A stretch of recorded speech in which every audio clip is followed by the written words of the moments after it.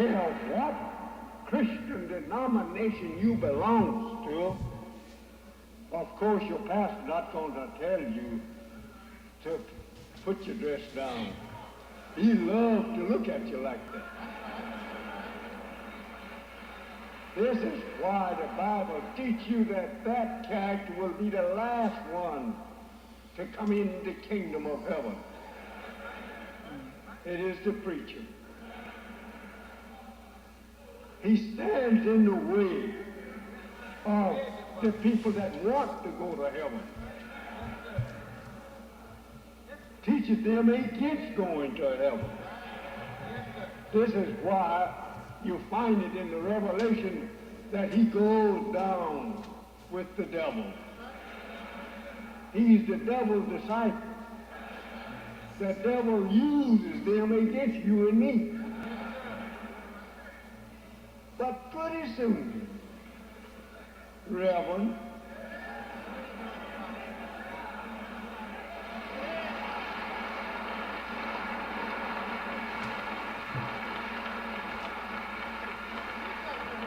according to the Holy One, you will wish the difference between you and him will be that of the East and the West.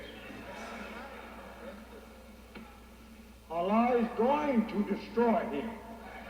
And preacher, reverend, you read that in the Bible. So do the devil.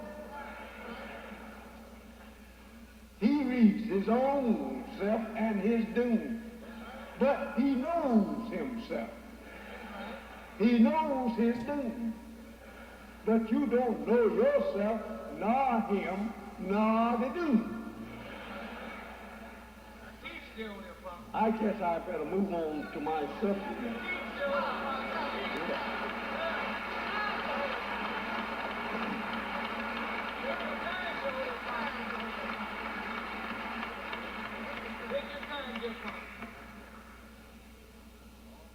Oh, yes, brother, I'm going to take the time.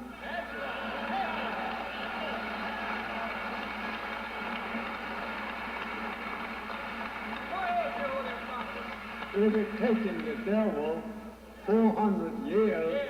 He had plenty of patience to dumb us, get us ready for judgment, so he can only tell Allah, oh, no, you don't want these niggers.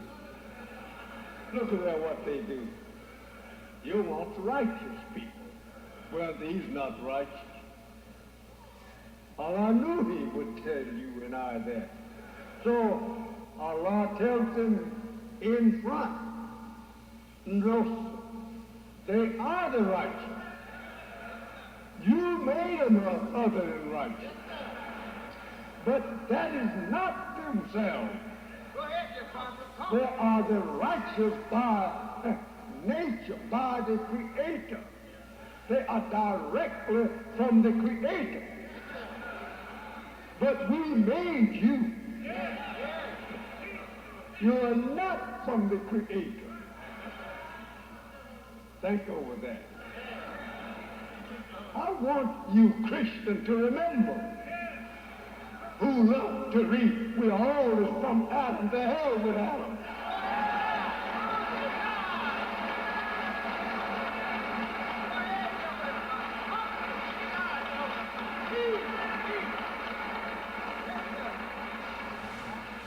I want you to remember Adam was a righteous man.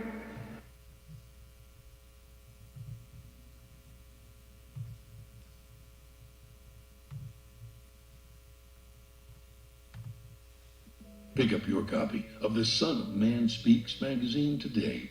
With the Son of Man Speaks magazine, you'll receive automotive tips, wholesome recipes, financial advice, and most importantly, a true understanding of the Word of God. Get your copy of the Son of Man Speaks from these select locations. Sisters, Grade 2, 18070 Mount Elliott, the Shell gas station, 13110 West 7 Mile Road to get a subscription. Call 601-786-9788. That's 601-786-9788. The Son of Man Speaks magazine, dedicated to becoming free indeed.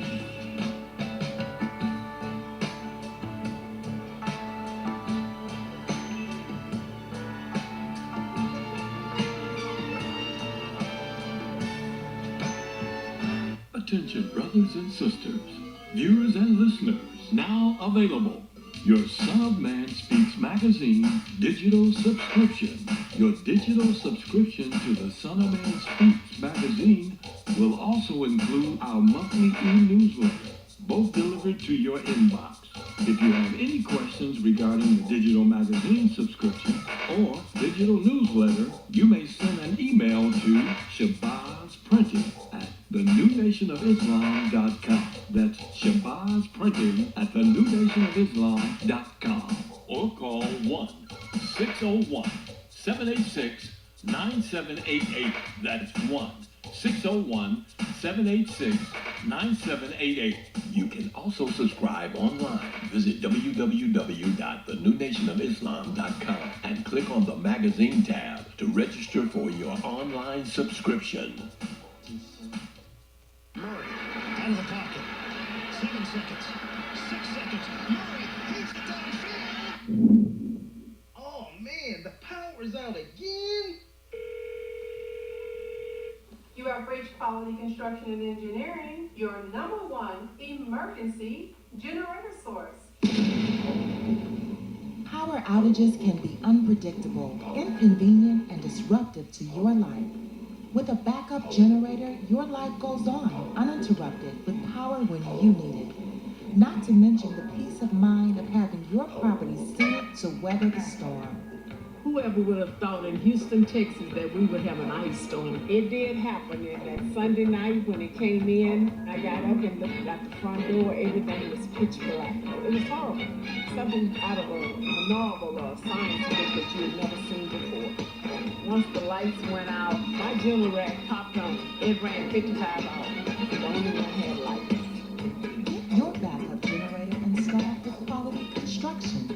We install both residential and commercial generators, so you're always covered. Schedule your consultation with us by calling 1-855-876-9370. That's 1-855-876-9370. Or visit us online at www.powerqec.com.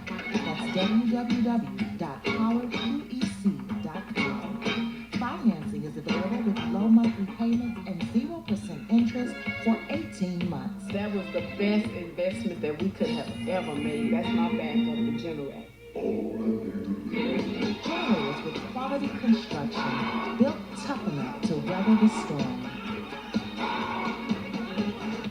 SOS Graphic Design provides agency-quality professional graphic design services from established companies to startups and individuals, creating a simple logo to complete rebranding and delivering visual communication with print media. Everything SOS Graphic Design does has a single unifying objective: to set your business apart. We are at your service. Call 313-342-2166. That's 313-342-2166 or online at www.sosgraphicdesigns.com. Have you ever searched through a shelf full of greeting cards and still couldn't find the one that echoed how you felt? Well, search no more and call Designs by Deej. We offer birthday cards. Our cards are one-of-a-kind keepsake items that your recipient will want to place on their mantle with all of their other beautiful and treasured items. We also offer holiday cards. With Designs by Deej, no holiday will go unnoticed. Our unique greeting cards are sure to celebrate all holidays. We also have cards for special occasions. We are your one-stop shop for unique and three-dimensional, handmade greeting cards for all occasions. Specializing, we also take custom orders. Every card is crafted with care and made with love. So call Designs by Deej today at 601-451-9536 or visit our website, www.designsbydeej.com. We're moving on now.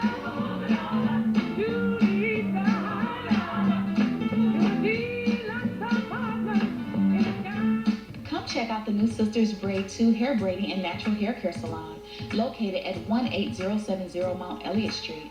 Our new salon is spacious with adequate parking, Wi-Fi, and all brand new state-of-the-art salon equipment. Come meet your local hair braiders and natural hair care specialists, and check out our many hair care services, such as hair treatments, box braids, cornrows, tree braids, Havana twists, children's braids, natural twists, lock extensions, kinky twists, goddess locks, updos, full weaves, and more. Please feel free to visit us on the web at www.sistersbraid2.com or call 313-826-0498. Here at Sisters Braid 2, we offer exceptional care for exceptional hair. We look forward to seeing you. Sisters Braid 2 is a proud recipient of the Unity and Rebuilding Fund. We would like to invite you to help support the efforts of the Unity and Rebuilding Fund. Visit the website at www.unityandrebuildingfund.com. That's www.unityandrebuildingfund.com. We often hear how we need to work together to rebuild the city, and we're actually doing it. You can make online donations and click on links to track the progress of the Unity and Rebuilding Fund. And for more information, 313-868-0000 is the local number. Again, 313-868-0000. Support the Unity and Rebuilding Fund.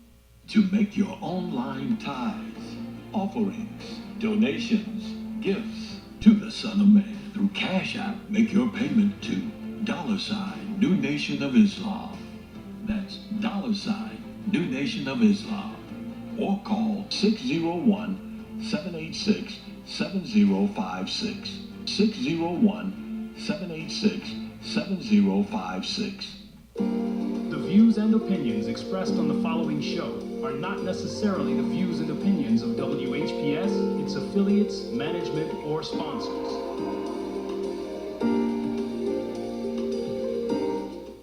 Brothers and sisters, are you tired of reading the Holy Scripture and not really understanding what you read? And if you're reasonably sure, have you ever tested that what you feel you know with someone that has a different view than your own? Then let's talk with one another. Then let's reason with one another on a scriptural discussion with the Son of Man every Wednesday at 9 p.m., Friday at 9 p.m., and Sunday at 12 noon. On WHPR TV Detroit Live, 88.1 FM WHPR, and Comcast Cable. Why don't you call and discuss the Holy Bible, and if you have one, the Holy Quran, and come to an agreement about the Holy Scriptures and their true meaning? You can call in live on the air at area code 313-868-4336, 313-868-0342, or 313-868-0351. That's 313-868-4336, 313-868-0342, or 313-868-0351. And now, let's go live with a scriptural discussion with the Son of Man.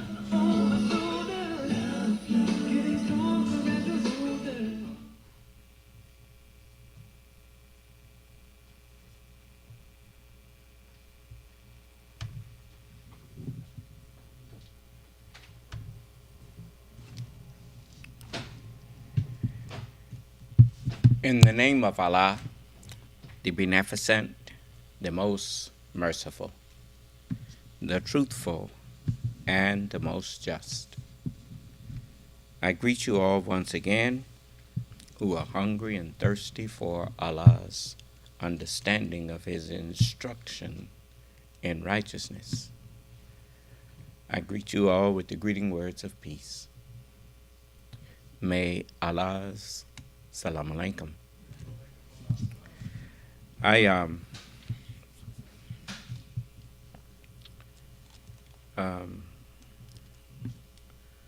want to give those who have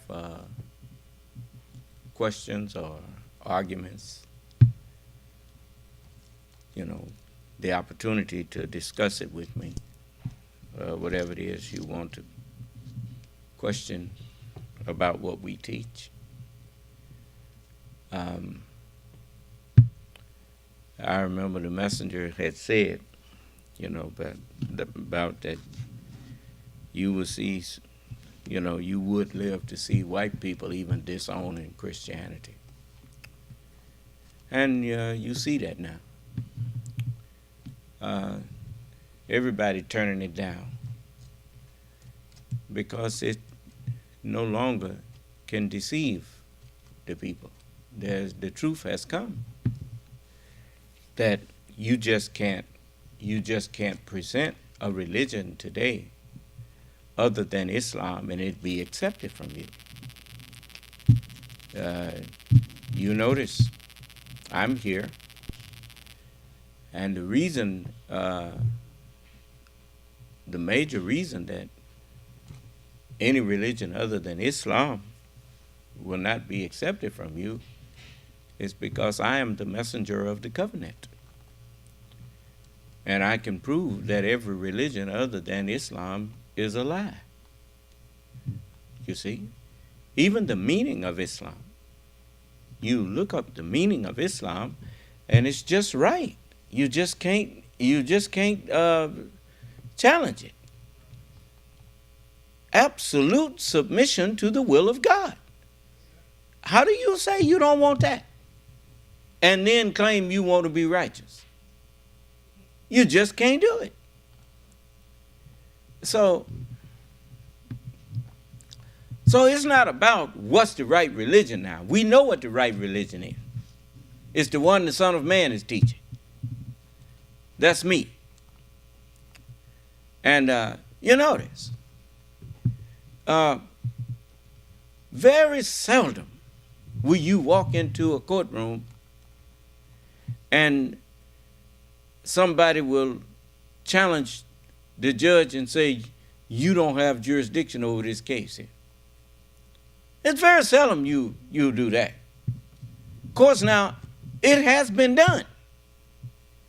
And the judge will hear the argument, and the judge might concede.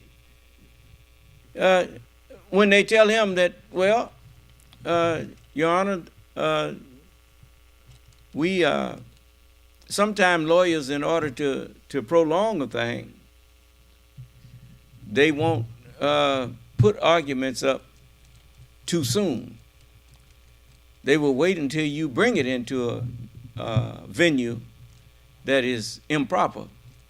And then when you get in there thinking you're getting ready to have a trial, the lawyer will spring it on you. He say, Your Honor, this is the wrong venue. You don't have jurisdiction over this case. And the judge will say, why is that, counsel? Say, Your Honor, this happened over there, and I'll just use some of the terms here, some of the counties here. This happened in Copiah County. This, circuit judges, I think they have 4 counties here. In this, and if it's not in a county that judge is of the circuit of, he would say, well, you're right, counsel. You're going to have to file this in the proper venue. I don't have, this is the wrong venue for this this trial. Then it's all the way back to square one again. Do you understand? But if I'm not the Son of Man, then I don't have no authority to be calling all nations together and call myself judging people. So all you have to do is show that I'm not the Son of Man, because that's the only one that the Scripture says that I would gather, that I would gather the guilty blue-eyed. The reason that it says on the judgment day, on the day when Allah will gather the guilty blue-eyed, the messenger told you that Allah is the Son of Man. Why? Because not only is Allah the truth, but it says, I, Allah, am the best knower of the truth. Do you understand? That's why the messenger gave me this to say to people who think that they can challenge me. He said, well, if you think you know Allah better than me, if you think you know the truth better than me, if you think you understand the truth, the Holy Scriptures better than me, come get up here and let me question you. Huh? Certainly, if your understanding is deeper and better than mine, I can't ask you no question that you can't answer. Do you understand? Not about that which you claim to be the best knower of. Huh? You see? So, that's why it's written, it's that thou shalt not tempt or test the Lord thy God. Why? Because you don't have knowledge in you deep enough to test me. You wouldn't know if I gave you the right answer or not in the first place. Do you understand? So that's why you are called, the guilty. Guilty of what? Sin. All have sinned and fallen short of the glory of God. So all are guilty. I didn't hear you. But the Son of Man have power on earth to do what? To forgive sins. Huh?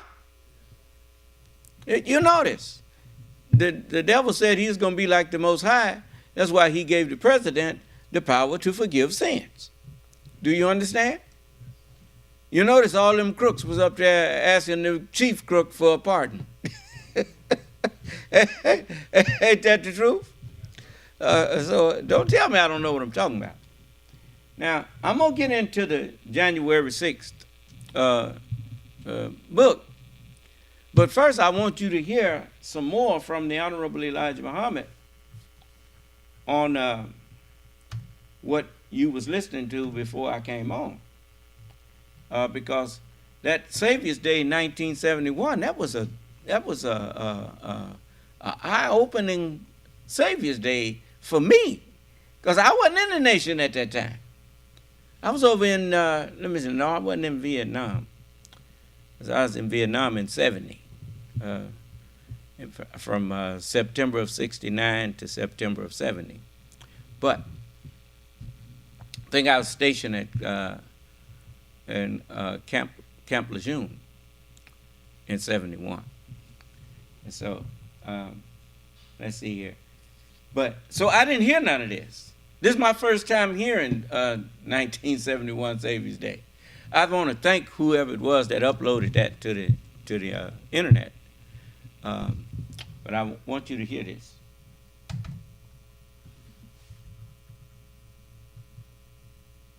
In the right food, you're going to be sick. Think over that. Let me see here. A nation. This is what God came to do for you. You're sick.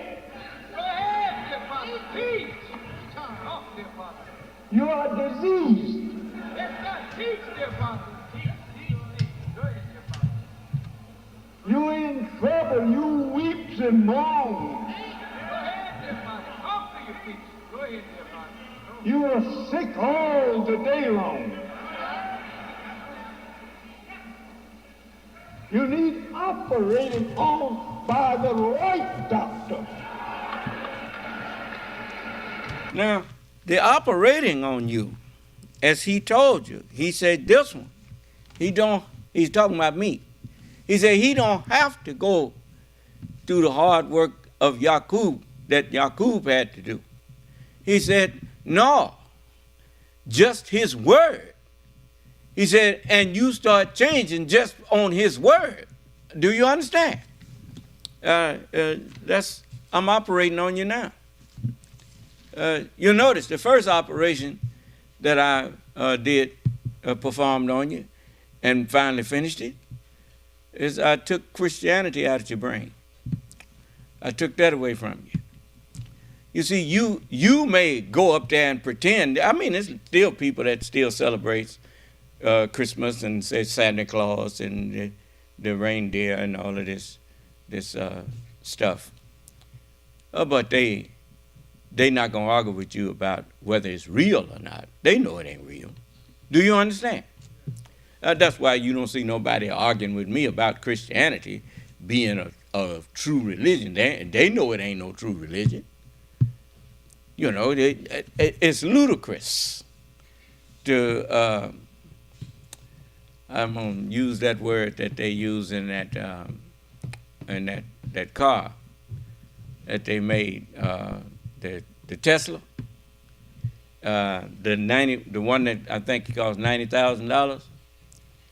I took a test drive in it, and it won't hurt to test drive it even if you ain't gonna buy it now. But anyway, the man took me on a test drive in one, and he said, now, this is it had some different settings on it. It's an all electric vehicle, and he had a one setting called ludicrous,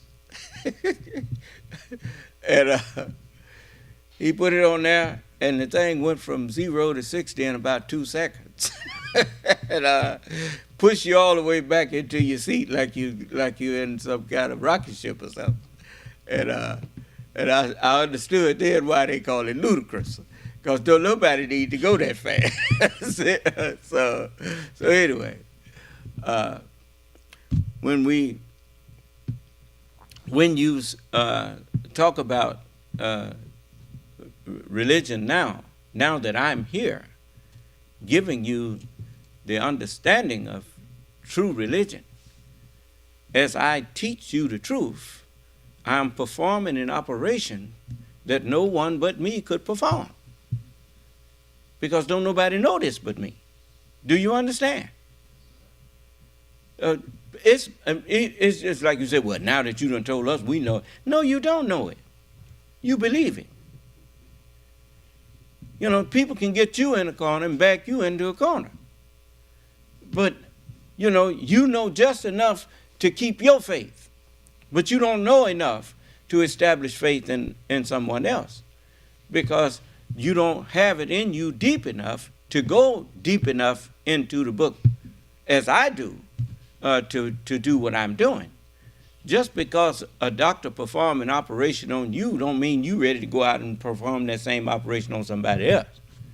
No, you bring them to the doctor that performed it on you.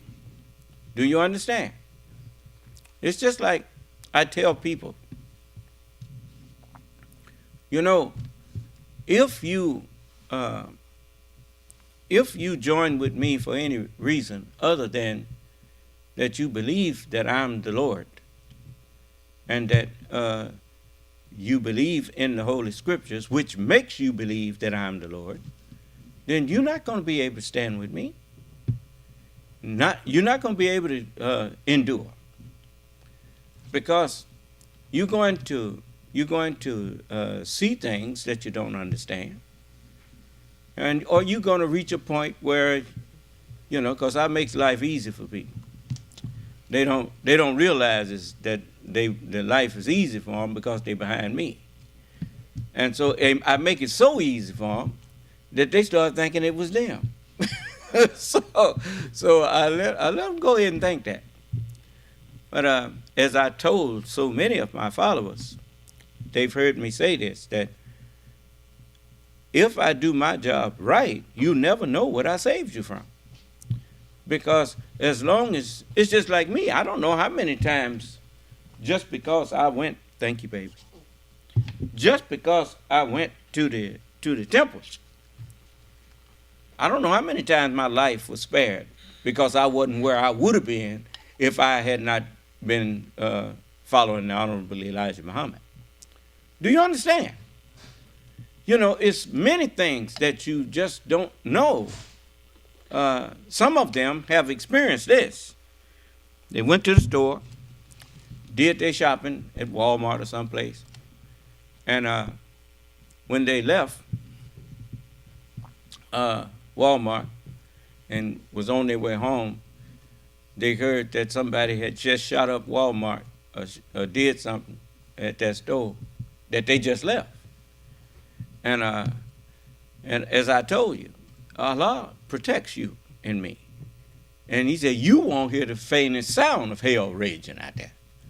He said, but it's out there.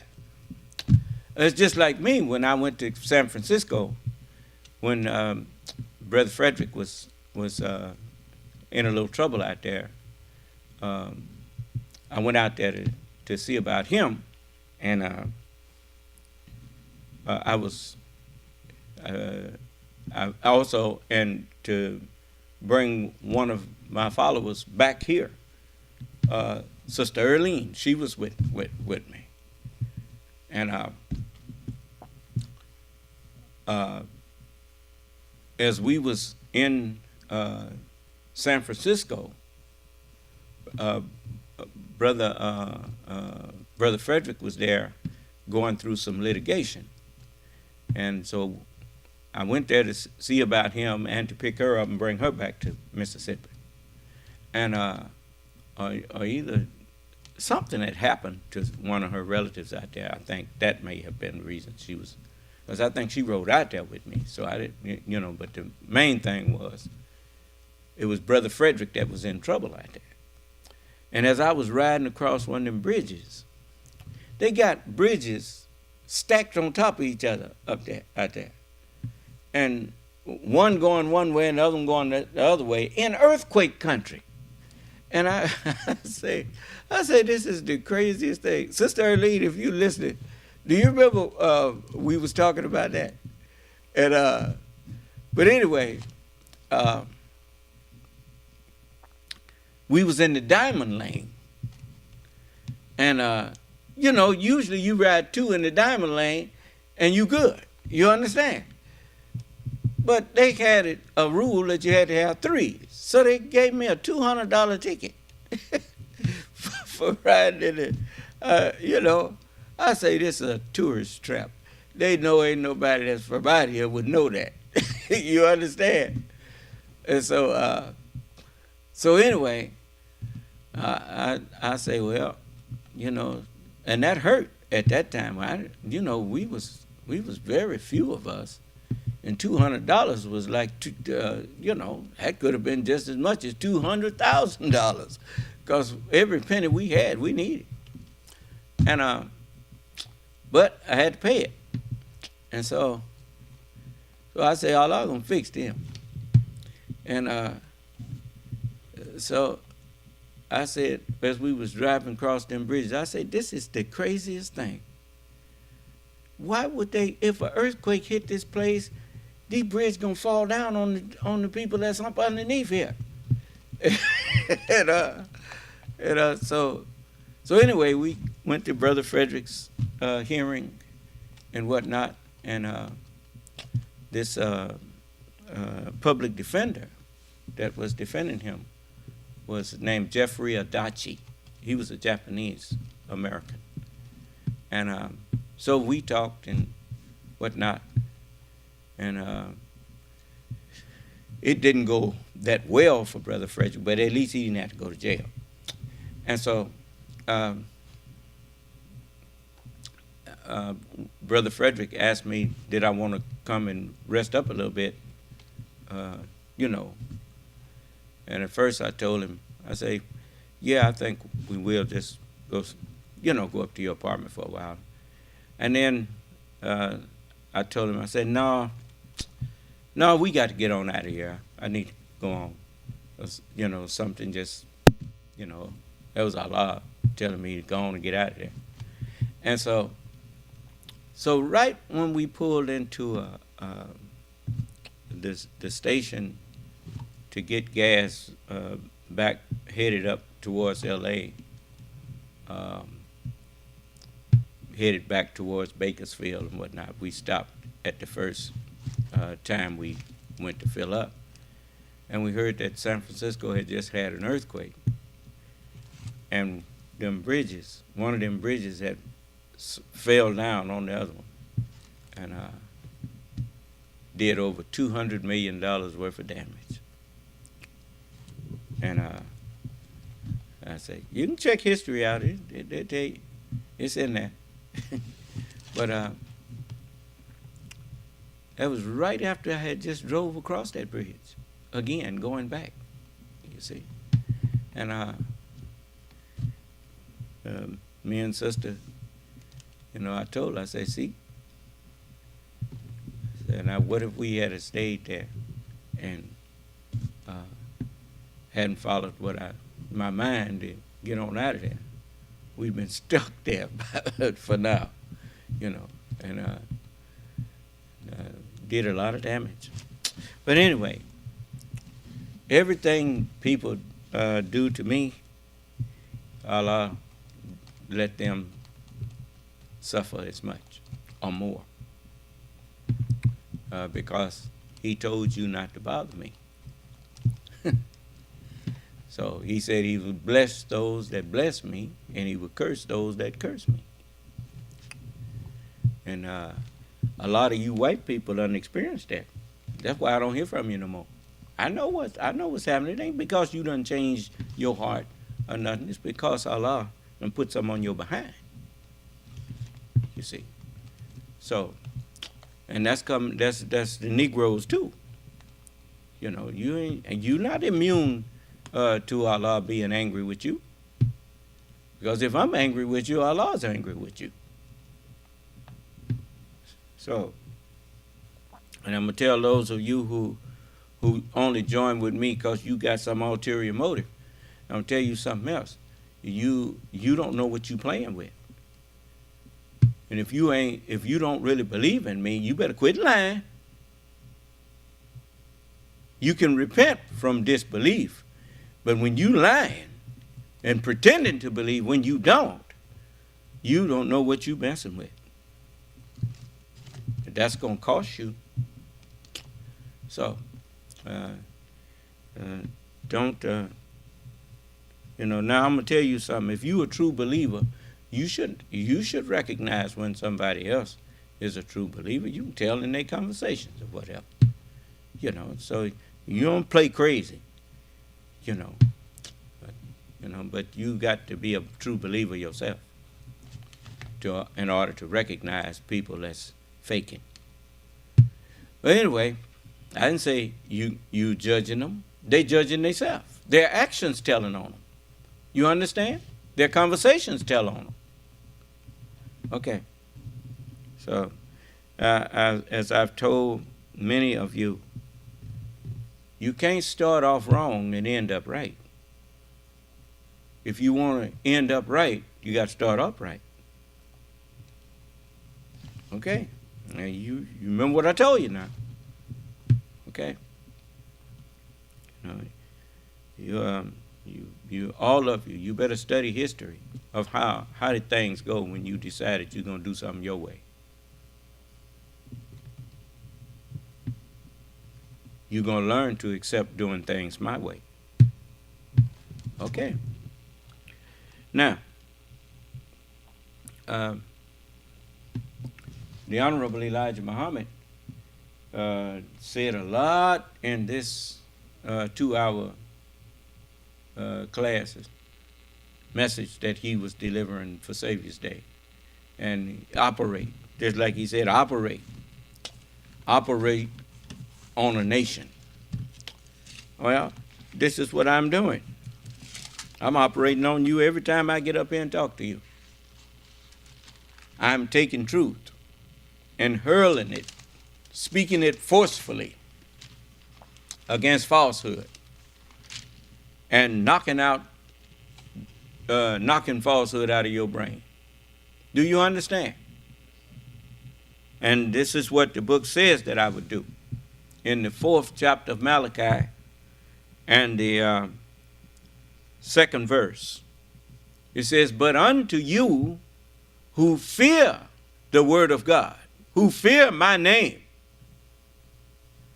shall the Son of righteousness, the teacher of righteousness, arise with healing in his wings, in the wings of his mind. There's wings in my mind, like wings in a hospital. And depending on what's wrong with you, I go to the wing that give me the answer to what's wrong with you. Do you understand? And so it says, he shall arise with healing in his wings. For the leaves of the family tree or the garden is for the healing of the nations. Huh? Yes. And so this is what I'm using to heal you. That's why it's written that if any man be in Christ, if any man's mind be in accord with what's in the scriptures, in righteousness, he's a new man. He's a new creature. Huh? That's right.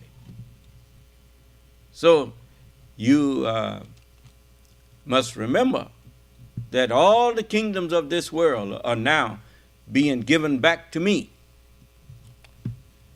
As the messenger said, the earth belongs to you. It didn't belong to you, but now you the true owner. He said, Israel taking it away from you. He said, now you come on, because I want to give it back to you. Huh? There you go. So the kingdoms of this world are now become the kingdoms of the Son of Man and his Christ. Do you understand? Okay. So, is there anyone who does not agree with that?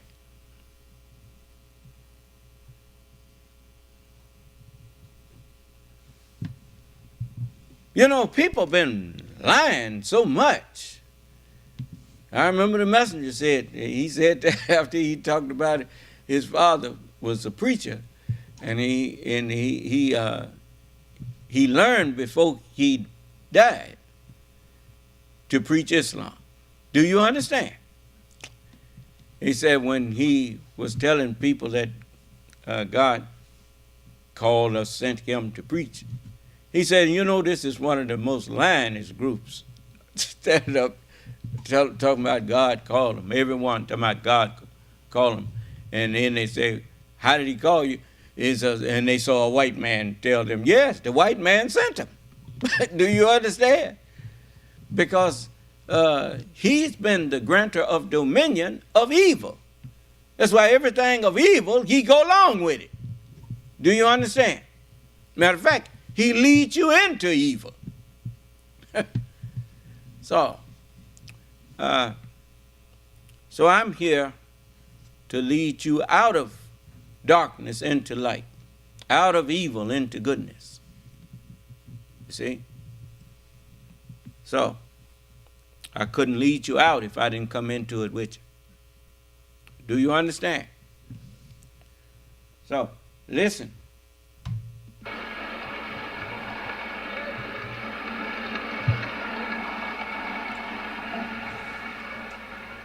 He says in his word, addressing you and me in the Holy Quran. Think over it. If you believe, he says, in me, there is no fear for you. There is no grief for you. Think over that. No fear for you, nor any grief for you. If you see, that's how you know I'm a true believer. Do you see me walking around fearful in Mississippi? Huh? Have you seen me grieving over something that they done bombed, did something to my people? Huh? I'm not afraid, and you're not afraid. I'm not grieving, and you're not grieving. Because he don't have no authority to murder us. Allah said before he could murder 300 of us, He said he would kill all of them. And as the messenger told you that. He said, that don't mean he'd let you kill 300 of us. That simply means before you could kill 300 Muslims, Allah said he'd kill all of you.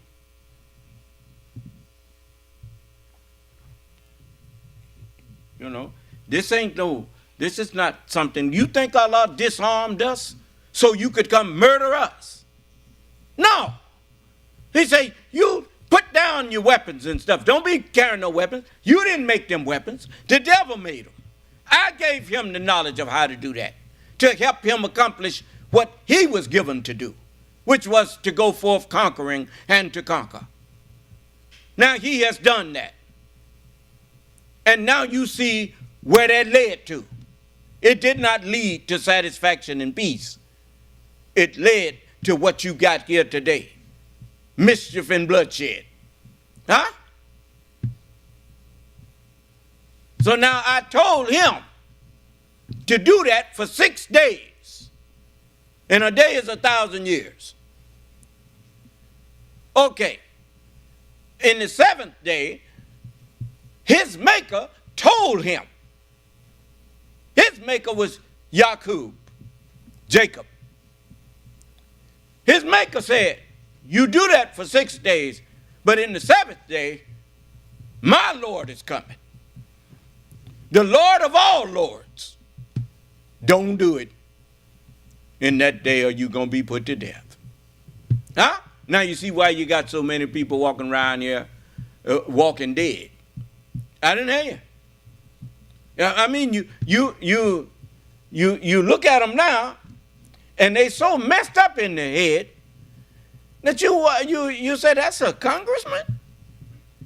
You said, that what's she doing in Congress? Well, what are these people doing up there? Is this the people that made the earth tremble? Look at them. Huh? Just get out in front of the whole world and tell a bold-faced lie that everybody knows is a lie. I didn't hear you. Name one liar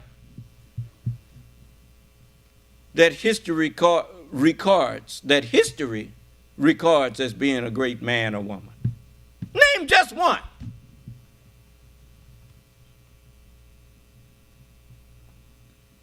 Pope Minister Farrakhan, he called Hitler, he said, when you compare me to Hitler was a great man, but, and then he had to come back, he had to come back and explain himself. You remember that? And Donahue kept on throwing it up at him. Said, you call Hitler a great man? He said, Mr. Donahue, what he was, the history says he was great, but he was wickedly great. There ain't no such thing as a wickedly great man. Do you understand? That's just like people call,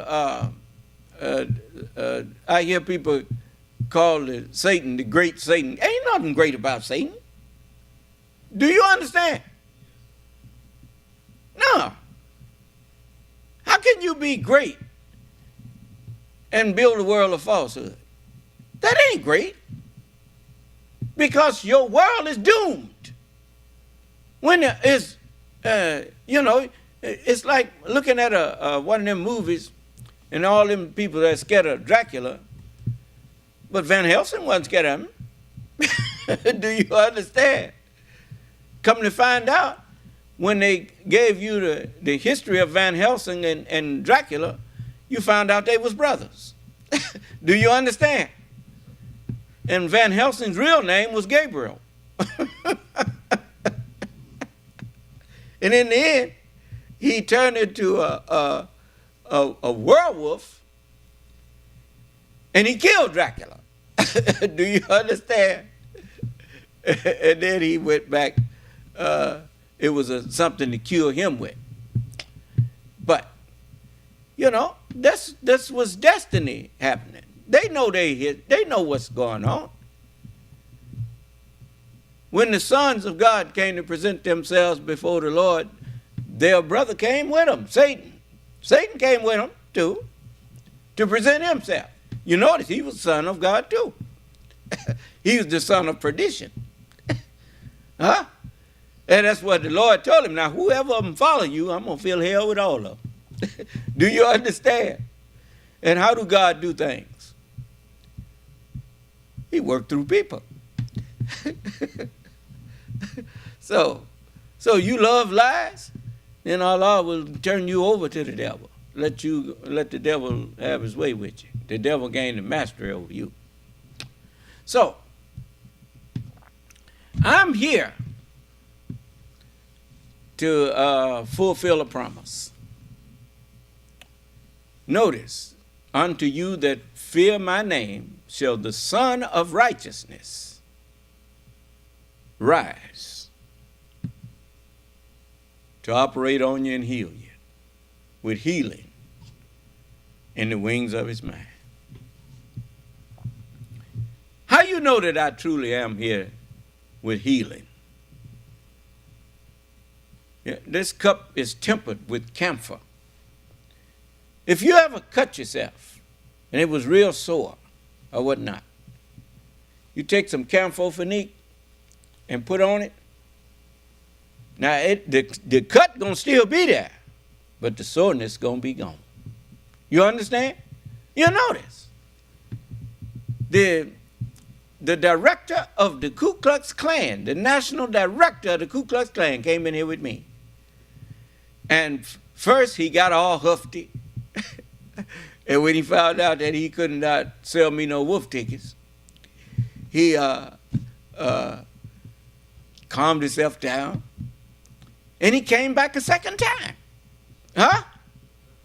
And then he told the people that they should follow me. Is that what he said? And he told me, he said, no, I'm not coming back in here. And why did he say he wasn't coming back in there? Because I took all his thunder away from him.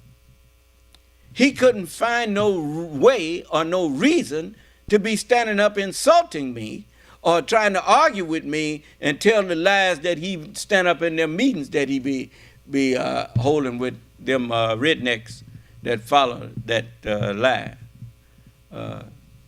That they somehow protecting the great white race from the mud people who going to try to murder all of them at the end of 6,000 years. I took that lie away, you see. So he ain't got no reason to be calling me his enemy. I'm not nobody's enemy. But I am the mind that has been deceiving everybody. I'm the enemy to that. Do you understand? You see? So the truth has come, and falsehood must vanish. I ain't coming back in here. That's what he said. He had to vanish. Do you understand?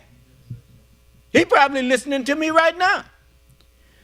He knows that he can come in here anytime and talk to me. He knows that. Black people know they can come in here and talk to me anytime. Brown people know that they can come talk to me anytime.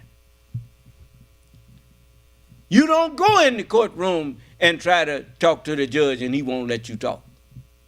Yes, I let everybody talk.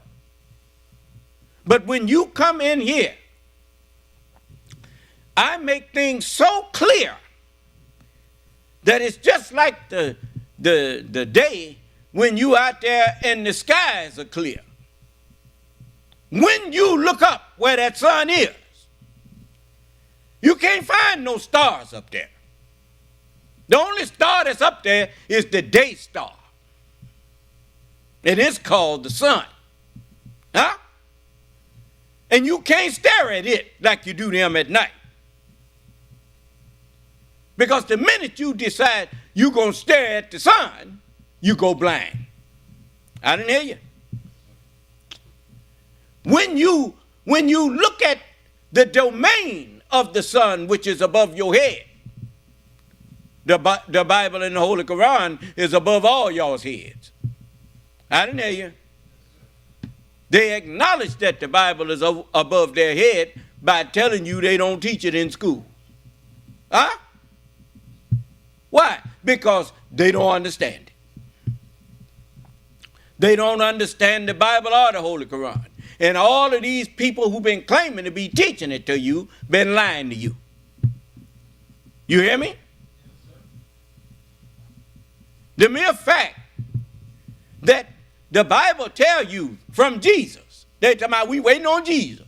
We waiting on Jesus. Jesus said when he, the Spirit of truth, is come, he will guide you. How come you don't say you're waiting on the Spirit of truth? Because you are all a bunch of liars. In the Orthodox Muslim world, they claim that they're waiting on the hidden Imam or the Mahdi, the rightly guided one. Why do you need a rightly guided one? Because you don't have right guidance.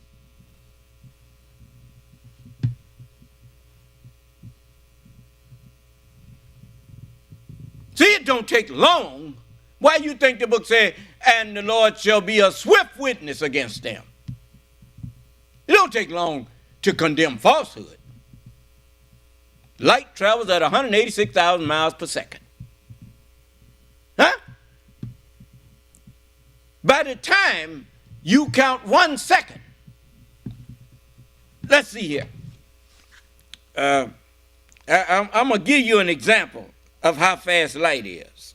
Let's see here. Give me a minute.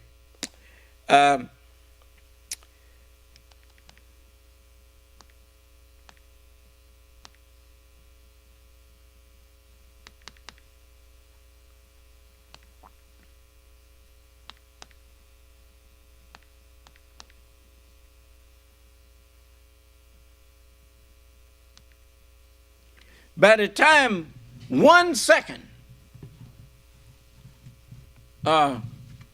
elapses, light be done went around the earth 7.5 times. 7.47, almost 7.5. 7.5 times. The earth ain't but 24,896 miles in circumference. And every second, light travels at 186,000 miles. You divide 186,000 by 24,896, and you get 7.47107969. Huh? That's approximately 7 and a half times that the earth been circled in 1 second. So that's a swift witness. I didn't hear you. So now, I'm going to let you hear the messenger. See, I bear him witness. I bear Jesus witness. I bear Moses witness. And they all bear me witness. That's really something. Huh? Every eye shall see him. That's what the book said. You never would have figured out that meant every prophet shall foresee the coming of the Lord. Do you understand? When the prophets were the seers. The prophets were the eyes. Jesus said the light of the body is the eye. Benjamin Franklin called God the father of lights, the father of the prophets. I didn't hear you. Didn't Jesus call God his father? Okay. Well, if God was Jesus' father, who was Moses' father? I'm just asking the question. Who was David's father and Solomon's father? Jesus said, call no man on earth father, for one is your father. Huh? Yeah. So God fathered all of them. because they were brethren. Whoever do the will of my Father, whoever is Muslim, the same as my mother and my brother and sister. Huh? Muslim mean one who do the will of God, one who submits to God. So when you say you don't want to be a Muslim, I don't want to be no Muslim. That's because you are saying you don't want to be one who submits to God with your rebellious behind. Son of man, they are a rebellious house. He told me what kind of house I was living in. A rebellious house.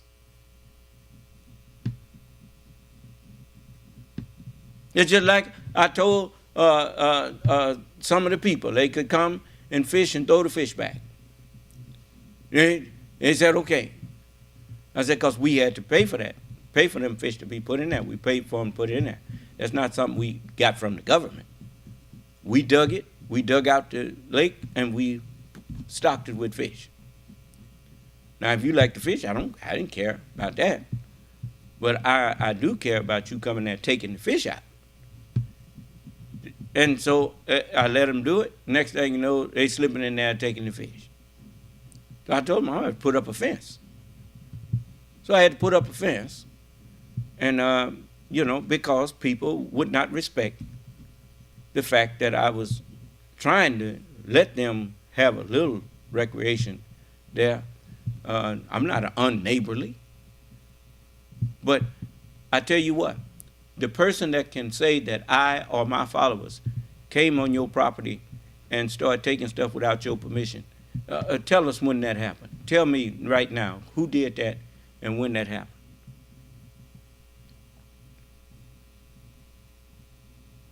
I don't go on other people's property without their permission. I don't steal from people. I don't take what's not mine from people.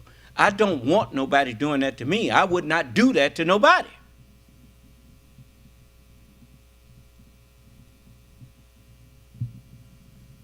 Now, you better be glad I did put up a fence rather than just throw you in hell.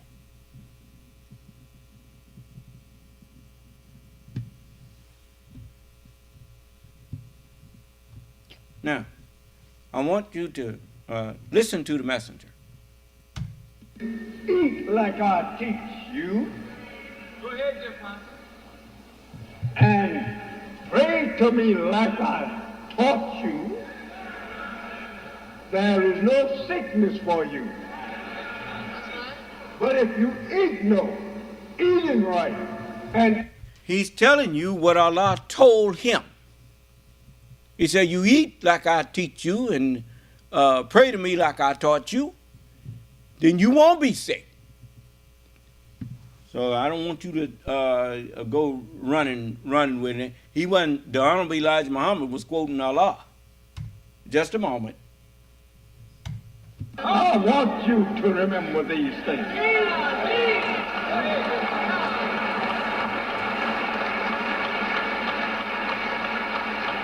I give Adam all that belongs to Adam without lying on Adam. But your Adam that you read here in Genesis is the devil and not a righteous person. What have I been telling you?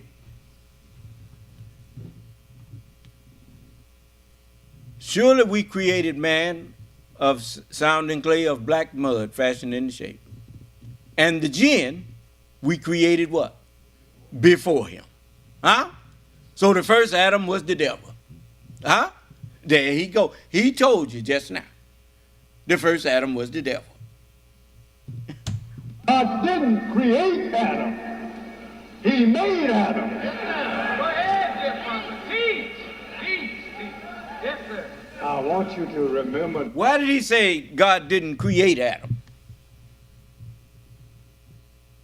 You can't claim to be done created a wheel if the wheel is already here. I didn't hear you. You made a wheel. You might have made a different kind of wheel, but you didn't create the wheel. Well, likewise. How can you say God created Adam if man was already here? The original man is self-created. Huh? Then we made other men from the original man. Do you understand? Yes, sir. We didn't create other men. Not in the true sense of the word create. Yes, we thought them up, but we made them after we thought them up.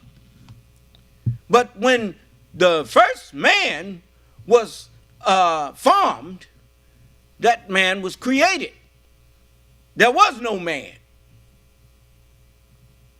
To create something, you start from nothing.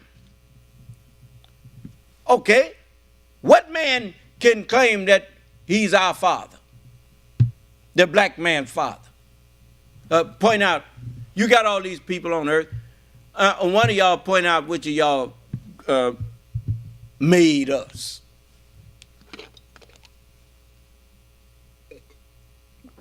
We made you.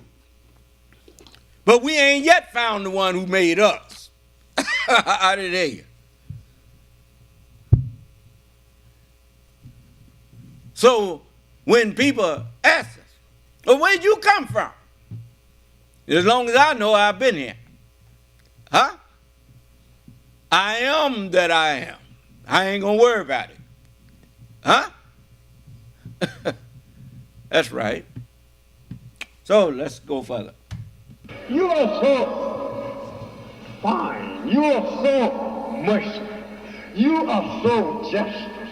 You are so righteous to the devil, but not to yourself.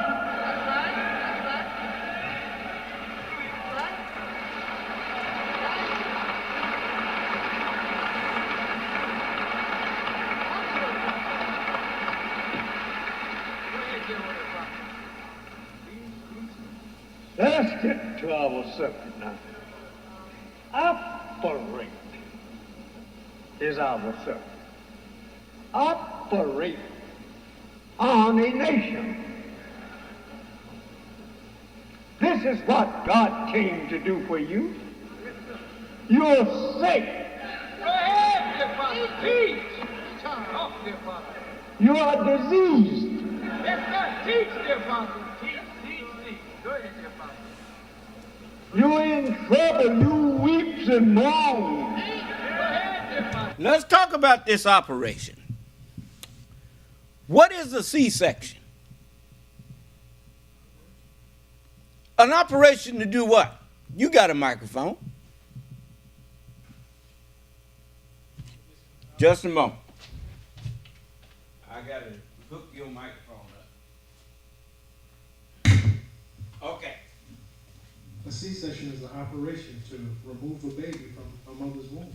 Now, why you got to operate? Because it won't come the natural way.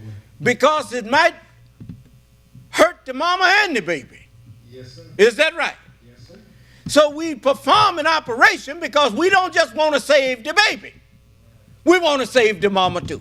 Yes, sir. I want to save America, and I want to save the black people in America. Do you understand? Yes, sir. So I got to operate. Go ahead, dear Father. You are sick all the day long. You need operating on by the right doctor.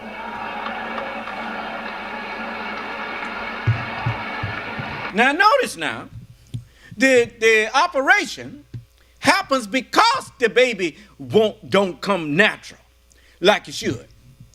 It's too much trouble. Look at black people in this country. They don't want to be free. They want a good governor, a good job, and a good unemployment check or a good retirement check. They don't want freedom, justice, and equality on some of this earth that we can call our own. They so messed up that they are afraid to be independent. Huh? Look at them. You just elected a black man for president. That was the white man telling you that, oh yeah, I think you got sense enough to run a country, because I'll let you run mine. Okay. But that was his admission that He knows you could run your own country. But he won't tell you, get up, nigga, and go for yourself and quit begging us. Which is the naturally right thing to do when you can't get along with people. He don't like you and don't want to let you go. Huh? Well, you going to let us go. I'm going to operate and take the baby. And I'll save the baby's life and yours. You see, if you let me. And I ain't trying to run no game on you.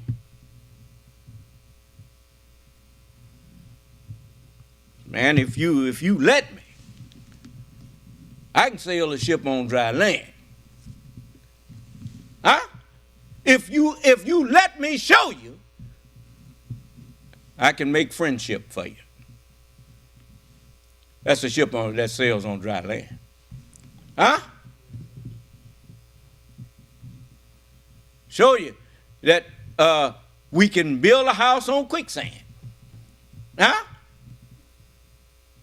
We already did it. Showed you how to do it once. Who designed Washington, D.C.? Tell it. What's his name? Benjamin? Benjamin Banneker? Washington, D.C. was on a swamp. If you built it there, it would have sank. But he built a house on quicksand. I didn't hear you. I did that. This is Allah talking. Showed you how to drain a swamp and then build on it. What is it, sir? Yeah, so we have a question from Mr. G1. And he says, in the lessons, it mentions predicted by the 23 scientists in the year 1. I'm striving to have a clear understanding of who the 23 scientists are. First of all, that's the question you should have asked the one who taught it to you. If you was really striving to have the understanding of them, and if it was necessary, he would have taught it to you. He told you one of them's name was Mr. Shabazz. And Mr. Shabazz disagreed with the other 11, which left it to 23, because Mr. Shabazz, he had a whole new thing that he wanted to do. And so he began telling them that he could make a man after making a people that nothing could defeat. He said he would make a man that would be so wise that we would no longer be ruled by 24 scientists or 23, and one being the 24th as the judge. He said, but we will have only one. And they said, well, you go make him, but don't make him here. And so the knowing who the 23 scientists was don't make no difference. That's not important. It's time for you to know who the one is to replace them. The messenger didn't say after him comes the 23 scientists. He said after him comes God. That's what he told you. So you trying to learn the wrong thing. Don't come in my class trying to get me to teach you something that you should have asked the teacher before me. Because if he thought it was important for you to know that, he would have told you. But he told you that there ain't going to be no more 24 scientists. It ain't going to be but one. And you looking at the one. So.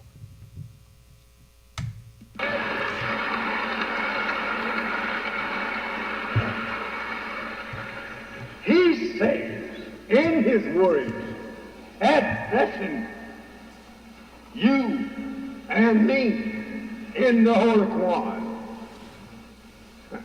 Think over it. If you believe, he says, in me, there is no fear for you. There is no grief for you. Think over that. No fear for you, nor any grief for you. If you eat like I teach you, Go ahead, dear Pastor.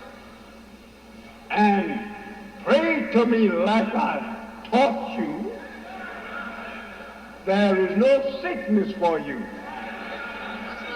But if you ignore eating right and eating the right food, you're going to be sick.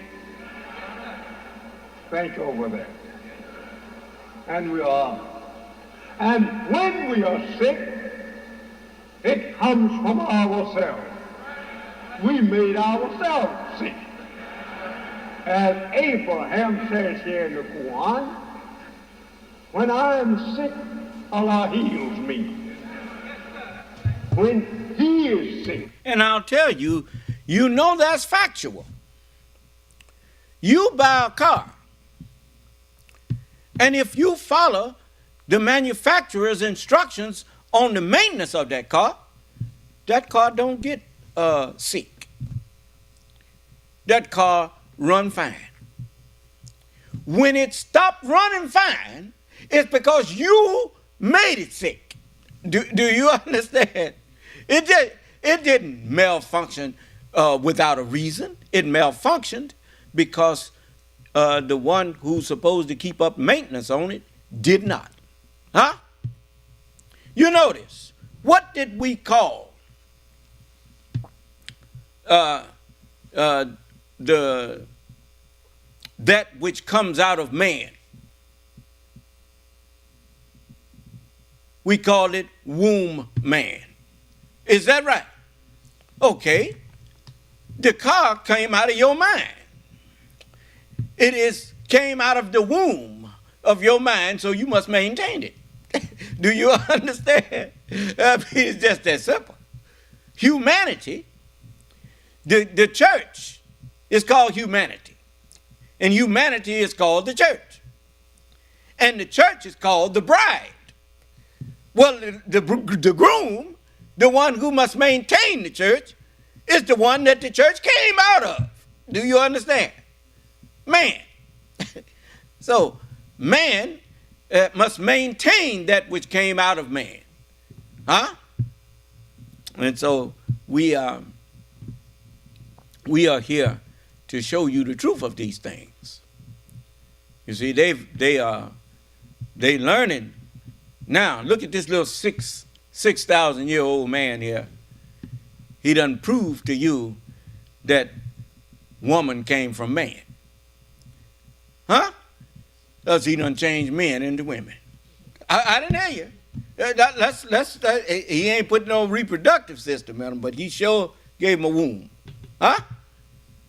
Now, what do you think we know about that when we've been around here for over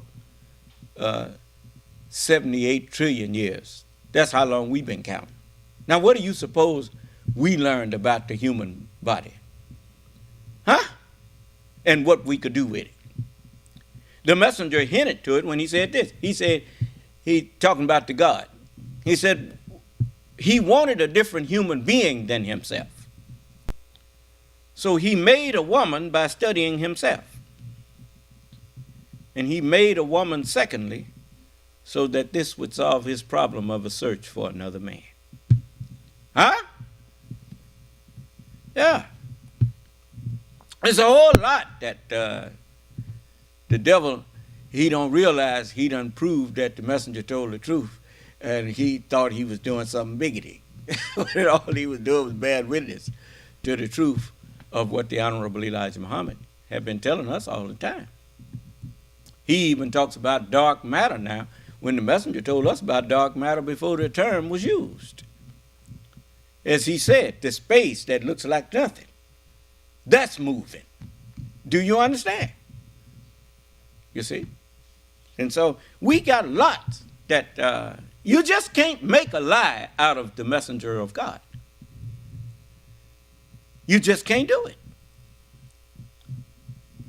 And it's idiotic to even try. Because if you say the messenger has lied, you are saying God has lied.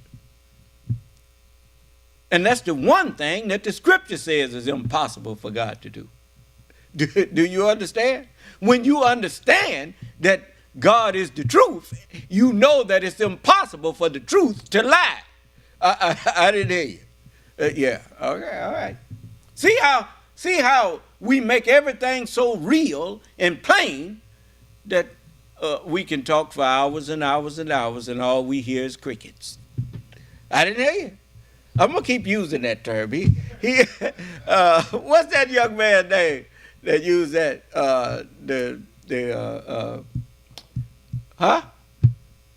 When he's in the Senate or the either the House or the Senate, but he threw that back at Jim Jordan. He told Jim Jordan, he said, "You sending out." He said, "You sending out subpoenas? Well, when subpoenas were sent to you, you refused to answer them." And Jim Jordan didn't say nothing. He couldn't say nothing. And the young man, he said, and all I heard was crickets. Eric Swalwell. Eric Swalwell, yeah. Yeah. Congressman Swalwell threw it right back at him and shut him down. I know you ain't sending out no subpoenas, because when the committee subpoenaed you, you ignored the subpoena. So what do you expect anybody to do when you subpoena them? No, I ain't coming in there. What did you say? See, you started it.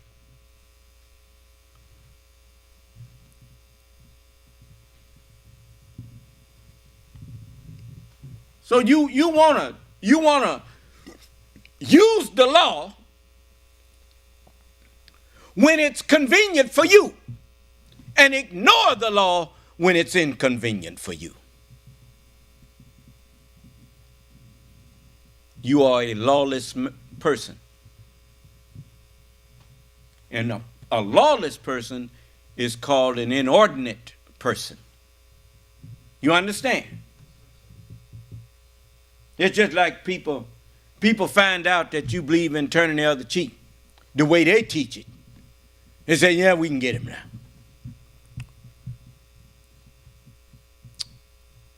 And then he smack you and say, okay, turn the other cheek, because I want to get you on that with you. Huh? Yeah, make a coward out of you. But I warned them ahead of time. We ain't to turn the other cheek bunch the way you teach it. We to turn the other cheek bunch that those on the right is your friend. Those on the left is your enemy. If you smite me on my right cheek, then I will view you with the left cheek and deal with you appropriately. Yeah. You're not going to make no slave out of me with religion. No, sir. I'm Allah's slave. And everybody else is king. I'm king over everybody else. That's one of the titles Jesus called me. He said, then shall the king say to them on his right hand, come ye blessed of my Father, and inherit the kingdom prepared for you. And to those on the left hand, depart from me, ye that work iniquity, into everlasting damnation.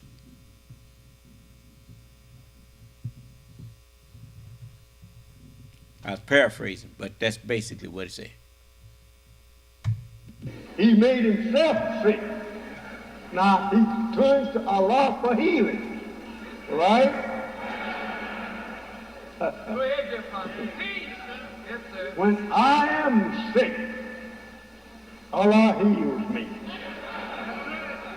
Muhammad, don't you take no medicine yet? Do you think Allah made me something above all of your affliction? No. He have it there in the book of prophets. Go ahead, dear Father. And all the affliction he was afflicted. That's right. That's right. Go ahead, dear Father. Right? Why should he be afflicted? Huh? Teach, dear Holy So that you will not say like the devil said to Job. Go ahead, dear Father. Take the head from around you. Yeah. Go ahead. And he will cut you to your face. Yeah. Go ahead, dear Father. I let him suffer the same thing that his brother suffered. And I came in the midst of them, and I suffered what they suffered. And I will let my servant, whom I chose from among them, suffer all that they suffer, so that they can't tell me you didn't let him suffer what I suffered. If you had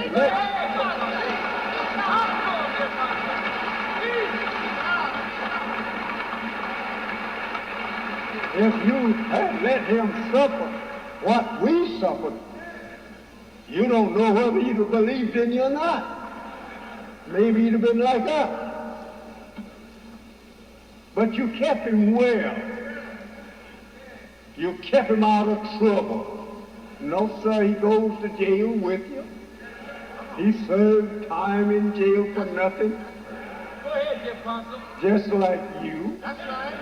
They send you to jail for nothing. Many of you are serving long term for nothing. Because an evil, unjust judge you. He didn't care about giving you justice.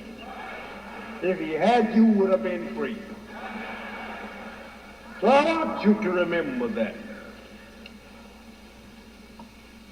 Since that he have afflicted you with such affliction, you should be operated on and get rid of the affliction that he have afflicted you with by getting him out of you, getting him off the planet from you. That's why I have to stand up in front of the whole world and say the things that I say, so that you don't say, well, I bet you won't say that in front of white folks. I bet you won't say that in front of Chinese people or Japanese people, because you just say that to us. But no, I'm not just saying it to us. I'm saying it to everybody. And thus far, everybody done shut up at me.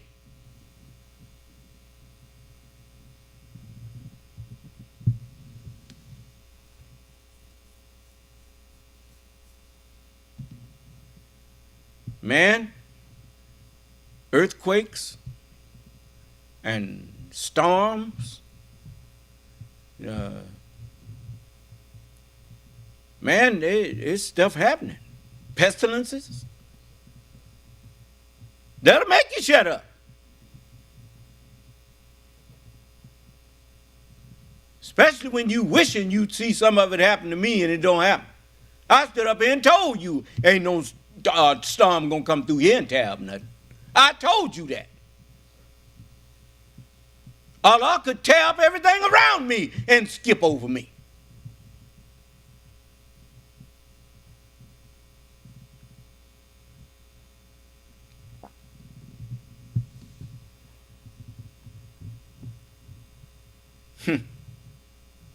I bet you can't say that. Ever since I moved here, if a tornado came through here, I didn't know it. People had to tell me one came through. I didn't hear you. I walked around, we was walking about, wasn't even 3 miles from here. Might have been 3. Not quite 3, was it? Walked through there and said, well, all these trees broke off here. I mean, trees broke off like toothpicks. And then I found out a tornado came through, but didn't touch us. Do you understand? So I don't worry about Allah's chastisement coming to me, because I'm not doing that which displeases him. I'm doing that which he told me to do. Unite with my own kind, pool my resources with my own kind, and do for myself. And that's what we are doing. I didn't hear you. If he told me to get somewhere and practice building, then why should he come and tear down what I practice building? Unless I'm building a gambling hall. I mean, if I was building a gambling hall, I'd be afraid, because he don't want us gambling.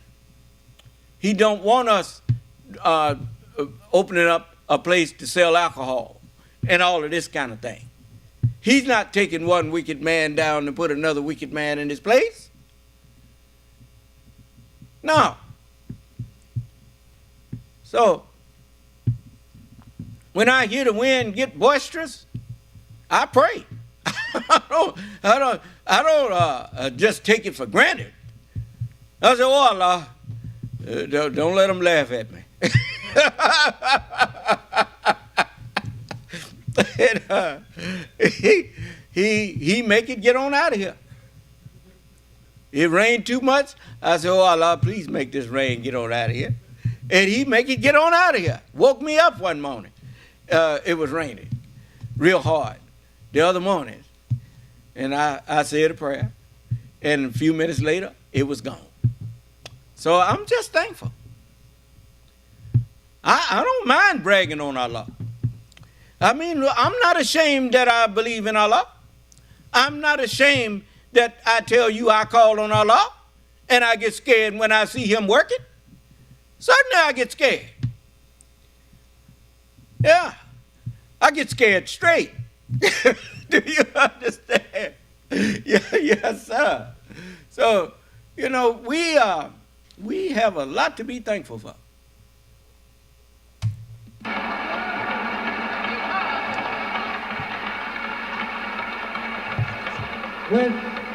When Allah operates on a patient brother, he gets well. We want to be well. We want to be so that we can serve you, Allah. But we can't serve you with this ill. Continue to afflict us with one disease after another. One of the worst diseases that we've been afflicted with is a deceived mind into thinking that evil was good.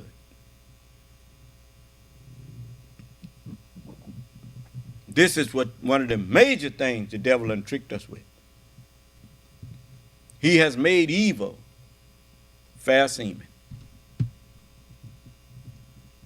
Taught you to get ready to go and kill each other. Well, why? Because that's what his maker taught him to do. To go forth conquering and to conquer. So they've been competing in conquest of one another. Do you understand? Notice, what does conquest actually mean?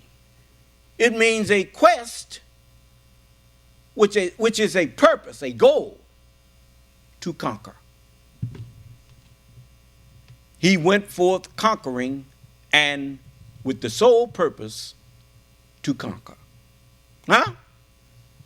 What is another word for conquer? Subdue. To subjugate. And that's what he's been doing. And so, this day that you living in now, we ain't going to study war no more. This is the day where all of the weapons made out of iron are going to be melted down and turned into plowshares and tractors and all of this kind of stuff. We ain't going to do what y'all been doing. We understand that humanity is one family. And you're going to either start acting like a family, or you're going to be unjustified to act any other way, just like right now. I'm asking the proud boys and the poor boys and the rich boys and the whatever other boys they got out there, with them oath keeper boys, all the boys out there that's doing these crazy things, come in here and tell me your justification for doing what you're doing. Come in here and tell me. I mean, this is a forum that's open to you. Tell me, what is your justification for doing what you're doing? Why do you want to murder people? And why is it that you always go to murder people who have no weapons? Come on, tell me, what's that about? You say you want a civil war. No, you don't want no civil war. Because in the Civil War even, both sides had weapons. It ain't no war if you're the only one with a weapon.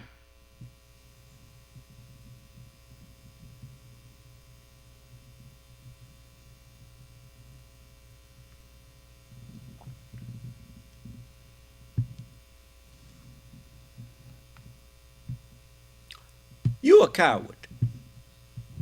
That's your problem. And you know, cowards, they walk around afraid all the time. And any man that's walking around afraid all of the time is walking around mad all the time. Don't nobody walk around smiling because they're afraid. They mad at what they are afraid of. Do you understand? That's why you paint yourself up with them tattoos and stuff, to make yourself like one of them fish, that puffer fish. They blow yourself up and make yourself look threatening. Because he ain't got nothing to do with it. All he got is that look. Do you understand? Then he cuss, and he learned to cuss real good. And he learned to swear at you and grow it, make his face look wild like a caveman. and, so he looks very threatening to people. so he do that to make himself look fearful in the eyes of other people. And they get scared of him, and then he get bold. Do you understand? So, but you keep that up, you gonna run into the right one after a while. But keep on. You go run into this one that you gonna do that to, and they're gonna put you in the ground. Okay, and you keep on. You better leave people alone. You better stop going around aggressing on people.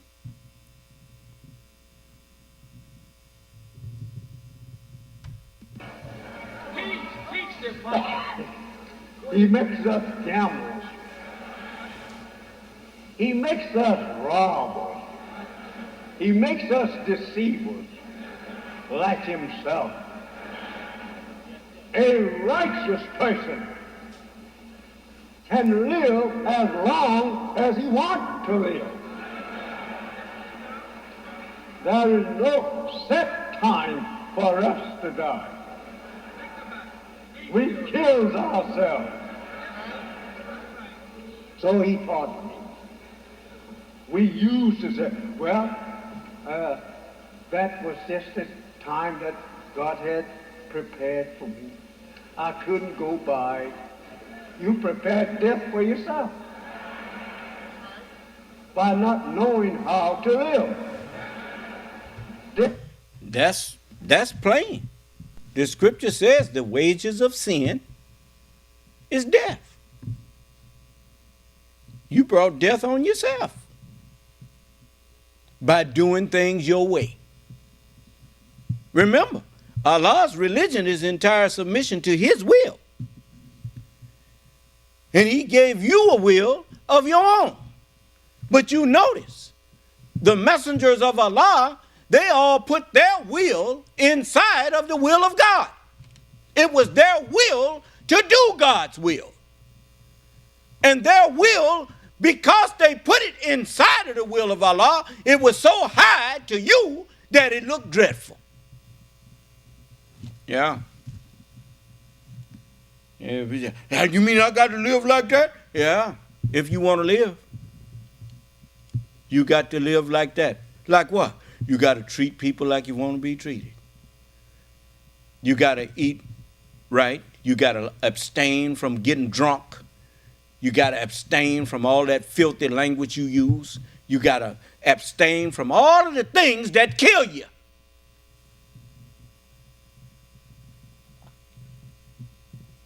But that's too high for you, huh? That's too high, too lofty a goal for you.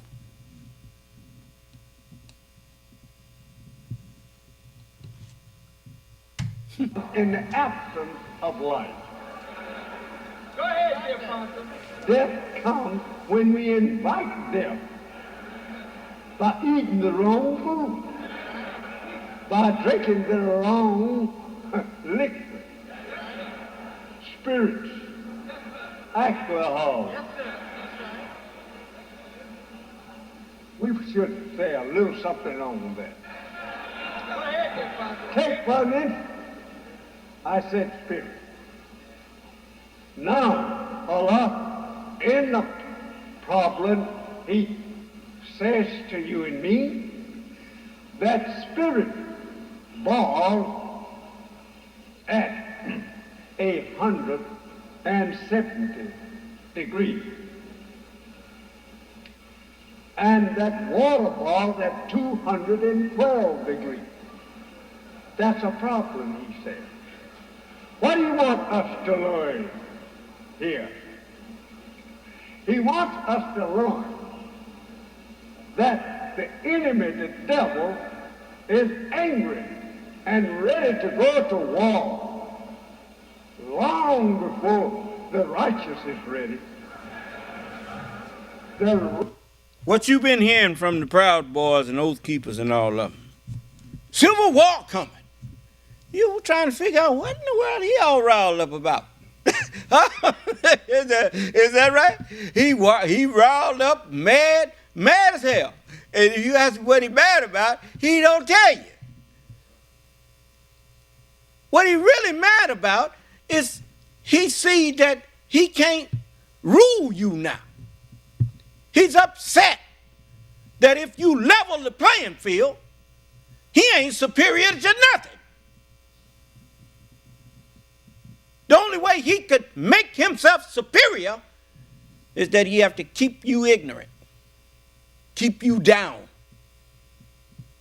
lie to you, tell you you're a nigger.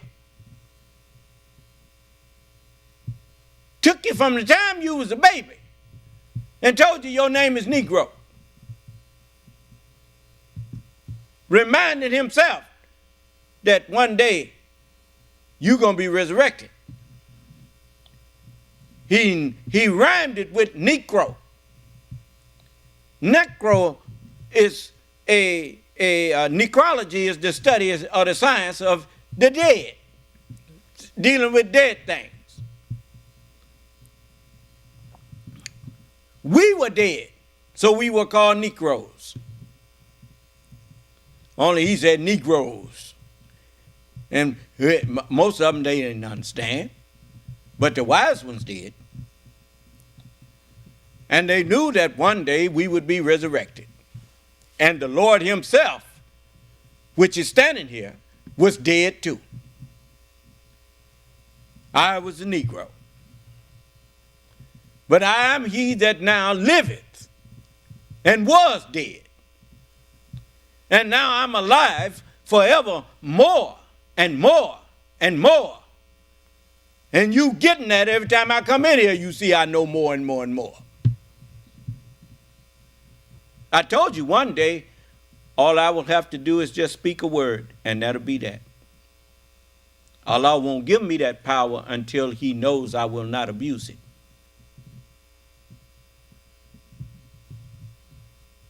It's just like a man who's president. Just because he's president of the United States and has at his disposal the most powerful military on the earth. You don't see him quick to be up there ready to declare war on people. Do you understand? That's why I like what President Roosevelt, he coined that phrase, I think, speak softly, because you know you're carrying a big stick. Huh? You can afford to be humble to people because you know what you got the power to do. Huh? If people attack you, only a fool will attack you. Huh? And if they do, then they will discover that they have unleashed a force far greater than they had the understanding of what they was doing. Do you understand? And so, it's just like with me. The more I realize my words carry so much weight, I'm careful how I use my word. Do you understand? So, but the time is coming when all I'll have to do is speak the word, and that will be it. Then you will understand why the messenger said this to you a good while back. He said, do you think that the black man has lived on this earth for trillions of years and have not learned how to protect himself on it?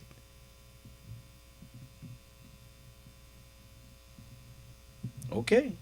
He also told you, he said, many nations before you thought that they could stand and contend with God and fight him with his own weapons. And he destroyed them, buried them under the sands of Arabia and other eastern lands. Until today you have to go and dig and dig and dig to find the traces of them, some of them unearthing themselves. Yes, your scientists have went and digged up the earth and showed you that they found cities up under the sand. Huh?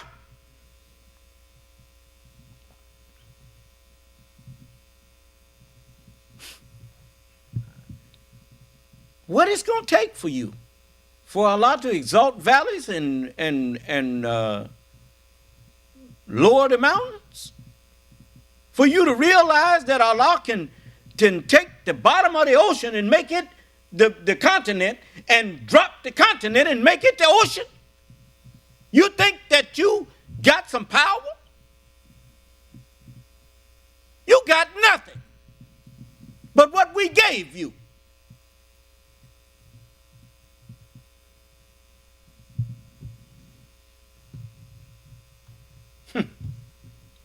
This is hard to make mad.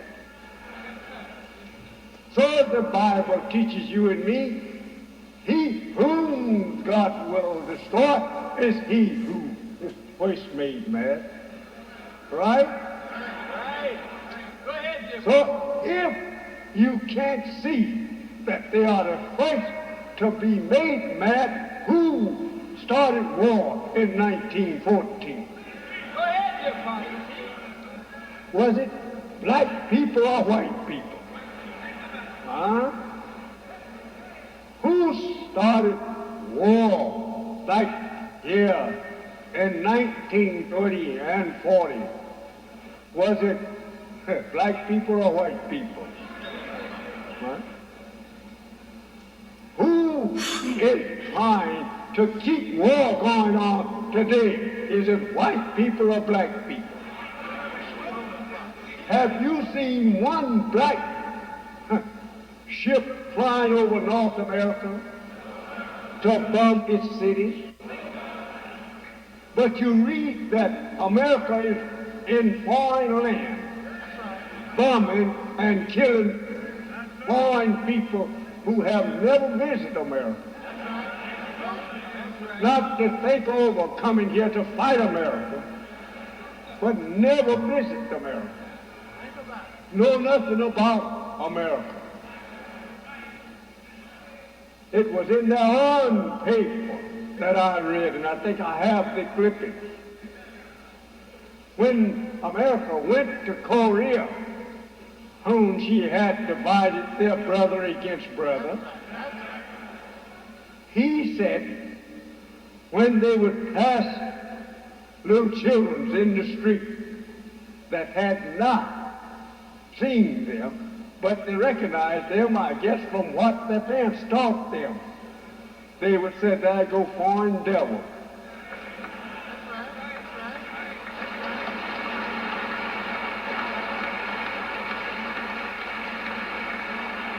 Not only one children that you will hear say that in America is Muslim children.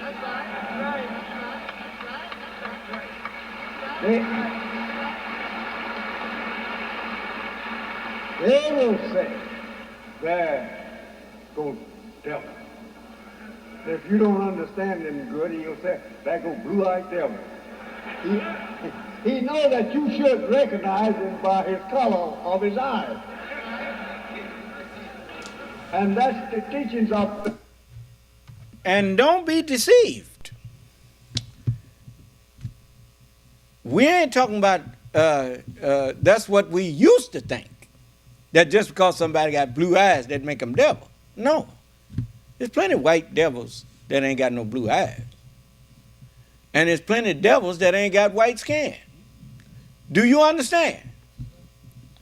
Because we understand now that devil is not flesh. Devil is the mind that's in flesh. It originated from us. And we put that in them.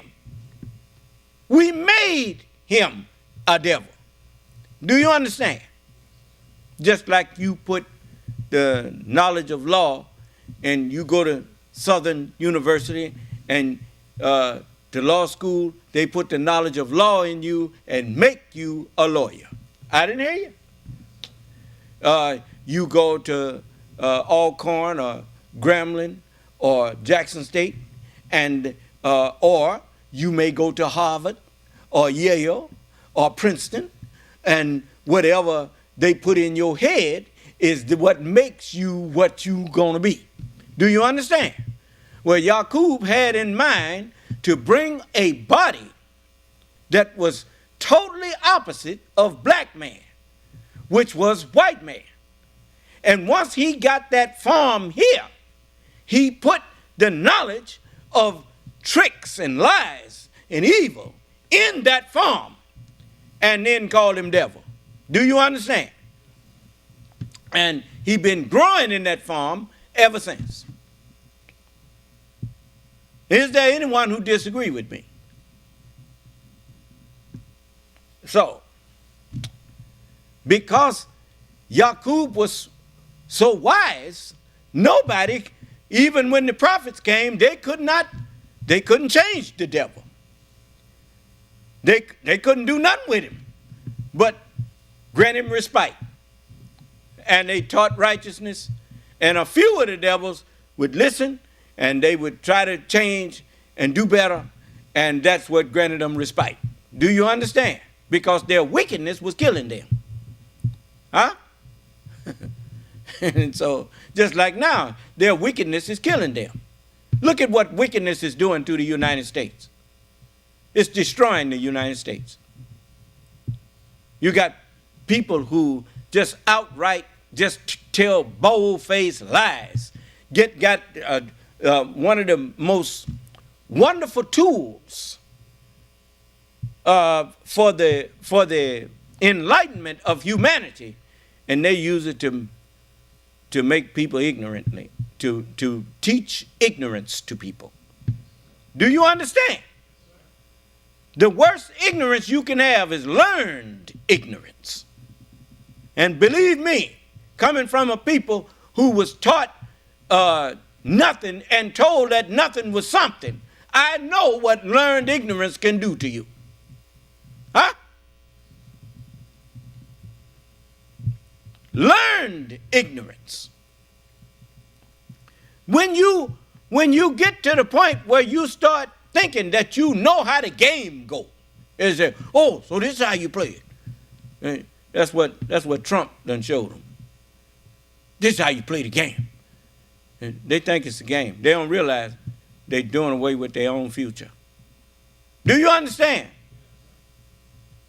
By promoting lies, calling lies the truth and calling the truth a lie. You notice the man who was condemning Christianity, he got around to claiming that there ain't no heaven. Huh? You understand? While he tell you that Christianity is a lie, then he starts telling you, in other words, that the Bible is a lie. And if you ask that same man, hey man, you understand the Bible?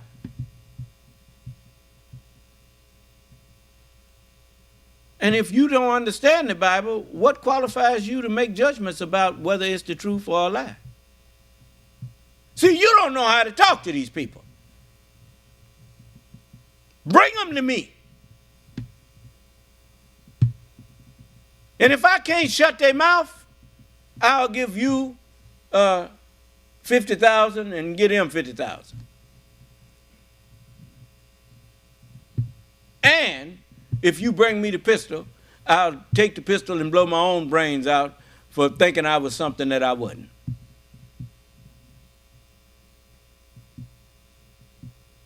The Holy Quran says, invoke death if you are truthful. Put your life on what you say.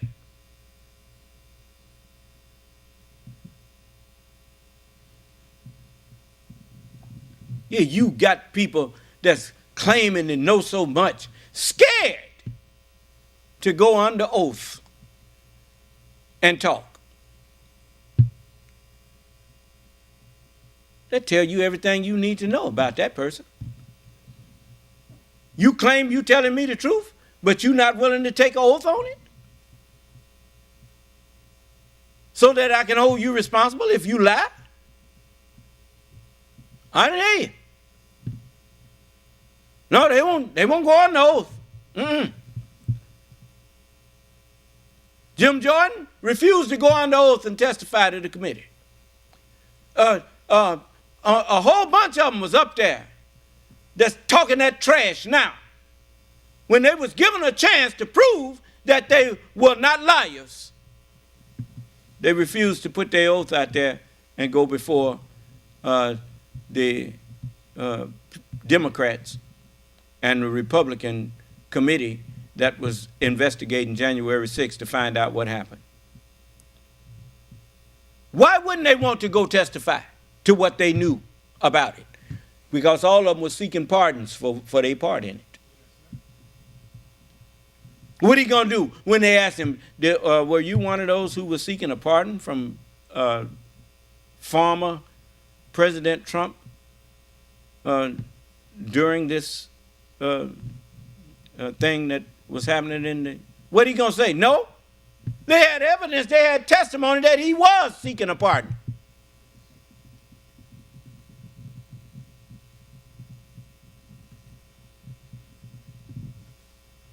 Anyway, the Honorable Elijah Muhammad said so many things that I'm going to have to take it up with you tomorrow, if it pleases Allah. We left off, remind me, at 5744.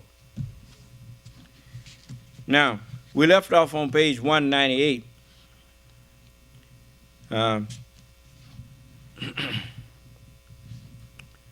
And I think we... Was 199? Okay. President Trump, however, I'm at the top of the page. I think I had read that first paragraph, but I'm going to read it again. President Trump, however, made a different choice. In an extraordinary breach of the American democratic process, he decided to exploit the potential for confusion about the staggered timing of vote counting to deceive the American public about the election results. He and his allies foreshadowed this decision in their statements in the months leading up to the November 2020 election. They were foreshadowing it to all the those people who was voting for him and knew he was a liar and knew that he was crooked, so that they all could pretend that they believed that the election was stolen. Do you understand? Okay. 1.2. Trump's pre-election plans to declare victory. On Halloween, that's about the right day to call it. On Halloween, advisor Steve Bannon, who had served 4 years earlier as Donald Trump's 2016 campaign manager, laid out the election night plan. Quote, what Trump's going to do is just declare victory, right? He's going to declare victory. But that doesn't mean he's a winner. Bannon told a private audience. He's just going to say he's a winner. Bannon explained that the Democrats, quote, would have a natural disadvantage on election night because more Democrats would vote by mail than Republicans, and it would take time to count the mail-in ballots. This would give President Trump the illusion of a lead. What does the term devil mean? A deviser of illusion. Okay. And Trump's going to take advantage of it, Bannon said. That's our strategy. He's going to declare himself a winner. Now, they did this before the election. He knew he wasn't going to win.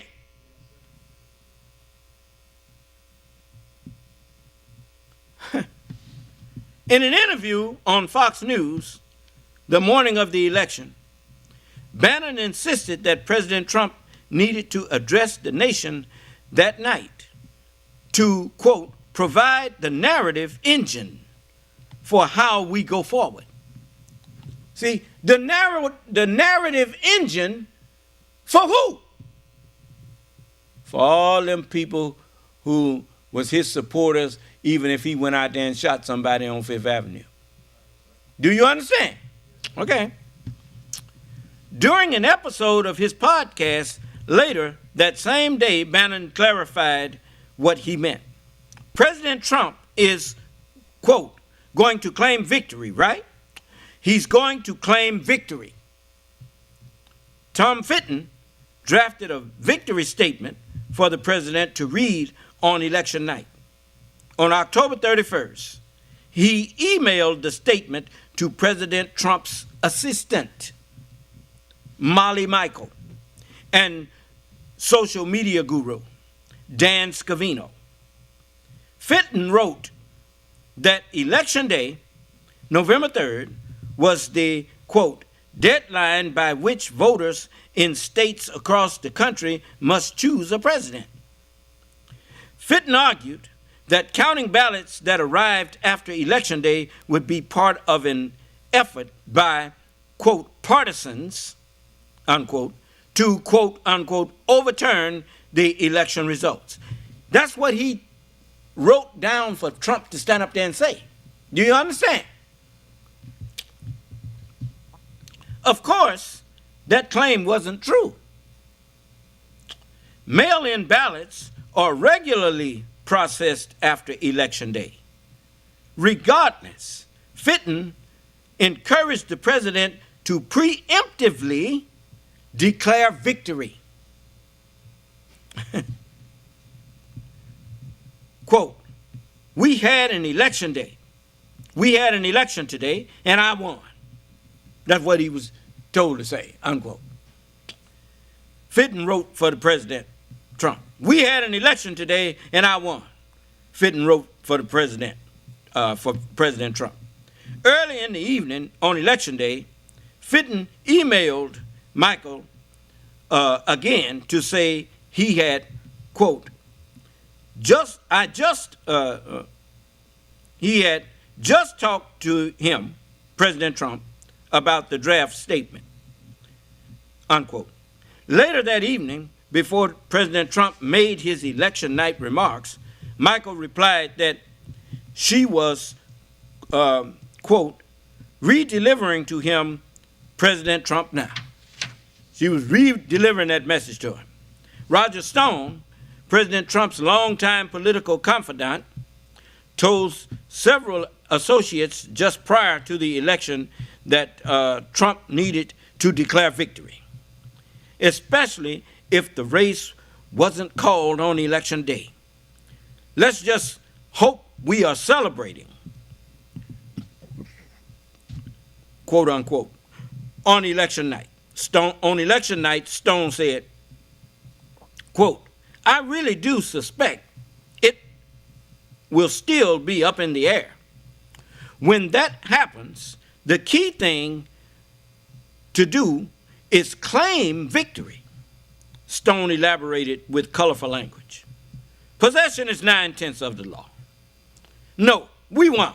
F you. Sorry, over. Sorry. Over. Period. We won. You're wrong. F you. Indeed, published reports echoed these warnings about President Trump's election strategy. 2 days before the election, Jonathan Swan of Axios reported that President Trump, quote, has told confidants he'll declare victory on Tuesday night if it looks like he's ahead, unquote. Swan added that, quote, Trump's team is preparing to falsely claim that mail-in ballots counted after November 3rd, a legitimate count expected to favor Democrats, or evidence of election fraud. If the vote tally swung against Trump after election night in states such as Pennsylvania, then the Trump team would claim the Democrats had, quote, unquote, stolen the election. Fox News election analyst Chris Stewart testified that he and his team, quote, had gone to pains, unquote, to inform viewers that early votes would favor Republicans, but the lead would be illusory, quote, because the Trump campaign and the president had made it clear that they were going to try to exploit this anomaly, unquote. Others warned that President Trump could exploit the red mirage as well. Trump's pre-election efforts to delegitimize the election process. President Trump also paved the way for his false election night declaration of victory by blanketing voters with a blizzard of lies and statements delegitimizing mail-in voting in the middle of a deadly pandemic and consistently questioning the security of ballots. President Trump used the president's bully pulpit, including his heavily trafficked Twitter feed, to tell one lie after another. The Select Committee found dozens of instances in which President Trump claimed that mail-in voting would produce a quote-unquote rigged election. Trump repeatedly denounced mail-in voting on Twitter during interviews and even during the presidential debate. Here is a small sample of President Trump's attempts to delegitimize mail-in balloting. You want me to tell you something else that this tells you? That his whole team had been taking polls that they did not tell you about. and they knew that the die was cast, that most people who had voted for Trump last time wasn't going to vote for him again, and that people were sick of Donald Trump. Do you understand? And so that's why they came up with that strategy to tell people don't mail in your ballots or whatever, because they knew he was going to lose. So in order to win, he had to make up a lie and get out there in front with his lie. Do you understand? Okay. On April 7, 2020, President Trump claimed, mail ballots are a very dangerous thing for this country because they're cheaters. They go and collect them. They're fraudulent in many cases. These mailed ballots come in. The mailed ballots are corrupt, in my opinion. and they collect. That's like a hog telling you that dog stinks, in my opinion. I mean, really. Ain't that something? A hog telling you a dog stinks. His opinion is that the mail ballots is corrupt. And they collect them, and they get people to go in and sign them, and then they are forgeries in many cases. It's a horrible thing. The following day, April 8th, President Trump tweeted. Now, remember now, this was way back in April. April 7th of 2020. The election was May, June, July, August, September, October, November. 7 months away. And he talking about mail-in ballots is fraudulent. Okay, just listen. The following day, on April the 8th, President Trump tweeted, Republicans should fight very hard when it comes to statewide mail-in voting. Democrats are clamoring for it. Tremendous potential for voter fraud, and for whatever reason doesn't work out well for Republicans. And then it's got at Fox and Friends. On May 24th, President Trump tweeted, the United States cannot have all mail-in ballots. It will be the greatest. Now remember now, this is during the pandemic. Huh? Why couldn't the United States have mail-in ballots?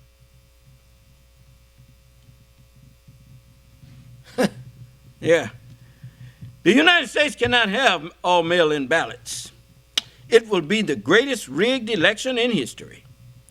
People grab them from mailboxes, print thousands of forgeries, and quote, unquote, force people to sign. Also, forge names. Some absentee okay when necessary. Trying to use COVID for this scam. Trying to use COVID for a scam. Now, ain't that something? That man belongs in a jail on the moon. Did you hear what I said? He don't even need to be jailed on this planet. He needs to be jailed on the moon.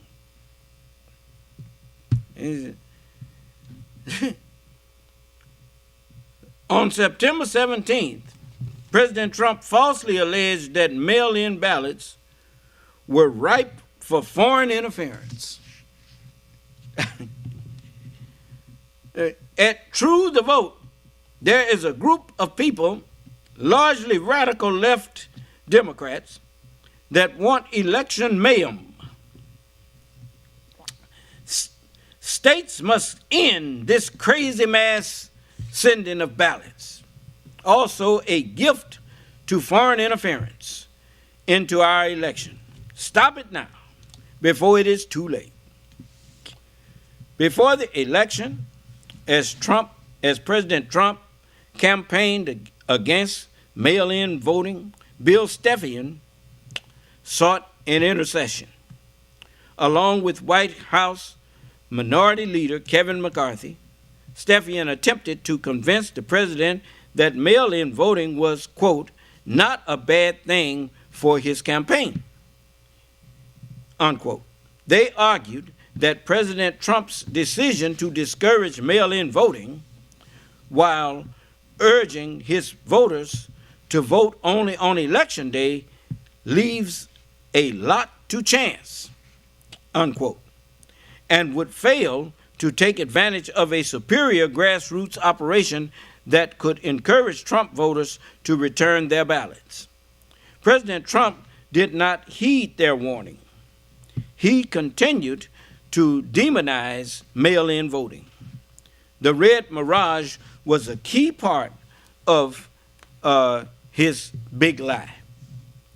Ominously, President Trump consistently refused to commit to accepting the outcome of the election. During an interview on Fox News in July, Chris Wallace asked, quote, can you give a direct answer if you will accept the election? Unquote. President Trump responded, quote, I have to see. Look, I have to see. No, I'm not going to just say yes. I'm not going to say no. And I didn't last time either, unquote. On September 23rd, 2020, a reporter asked President Trump if he would commit to a, quote, peaceful transfer of power after the election. The president refused, saying, quote, we're going to have to see what happens, unquote.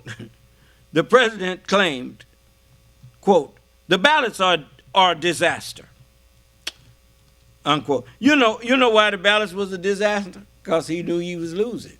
Do you understand? The disaster was he was going to lose the election. Then it says, adding that if he could get rid of the ballots, we'll have a very peaceful. There won't be a transfer, frankly. There'll be a continuation. That is according to President Trump. There would be a continuation of his presidency.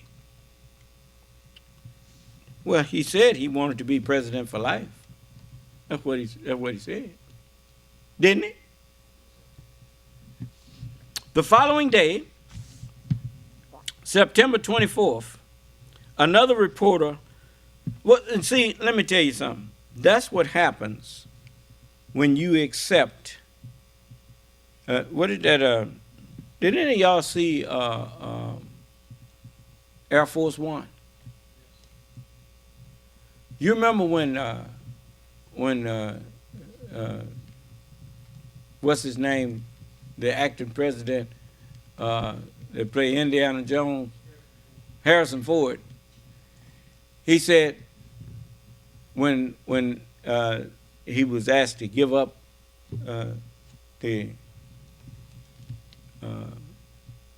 when they was asked to give up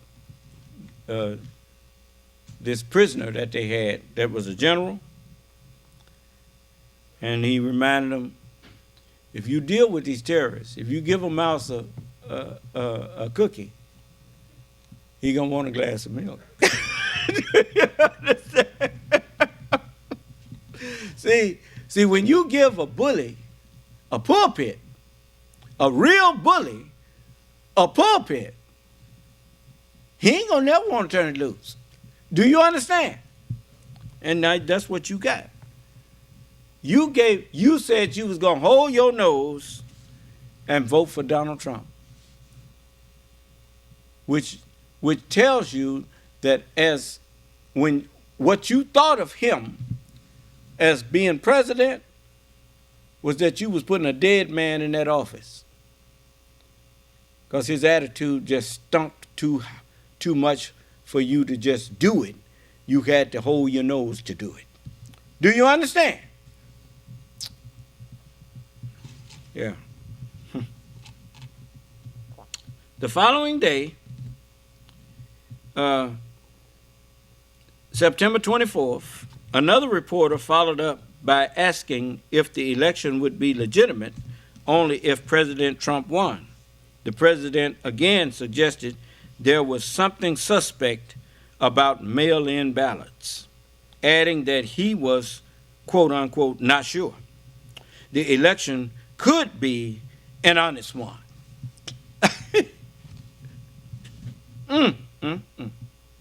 1.4. President Trump's launch of the big lie. Consistent with the pre-election narrative planted by President Trump, within hours of polls closing, President Trump began pushing the claim that late reported vote tallies were illegitimate, even though he had been reminded by his campaign manager that very day that a large number of mail-in ballots would not be counted for several hours or days. President Trump claimed that Democrats were going to, quote, find ballots at 4 o'clock in the morning and add them to the list, unquote. He also suggested that Democrats were continuing to vote after the polls had closed. Indeed, this is exactly what Steve Bannon described when he said President Trump would, quote, unquote, take advantage of the Democrats' natural disadvantage on election night. In the ensuing days and weeks, President Trump often referred to, quote unquote, dumps of votes that were injected into the counting process. His supporters latched on to these false claims because he had conditioned them and taught them what to say, taught them what they was going to do. Do you understand? So all of them was on board already. They knew what the plan was. Then it says, there were no dumps of votes, just tallies of absentee ballots as they were reported by jurisdictions throughout the country in a fully transparent process. You know, what they failed to acknowledge is that just as there are Democratic poll watchers, there are Republican poll watchers. I didn't hear you. Didn't no Republican poll watchers report anything that was contrary to a smooth election? Huh? Then it says, these batches of ballots included votes for both Trump and Biden. The late reported votes favored the former vice president, just as President Trump's campaign advisors said they would, particularly in primarily Democratic cities. Attorney General Bill Barr recognized immediately that the quote-unquote red mirage was the basis for President Trump's erroneous claim of fraud. Quote, right out of the box, on election night, the president claimed that there was major fraud underway. Barr said, quote, I mean, this happened, as far as I could tell, before there was actually any potential of looking at evidence. President Trump's claim, quote, seemed to be based on the dynamic that at the end of the evening, a lot of Democratic votes came in, which changed the vote counts in certain cities, in certain states. And that seemed to be the basis for this broad claim that there was major fraud. President Trump knew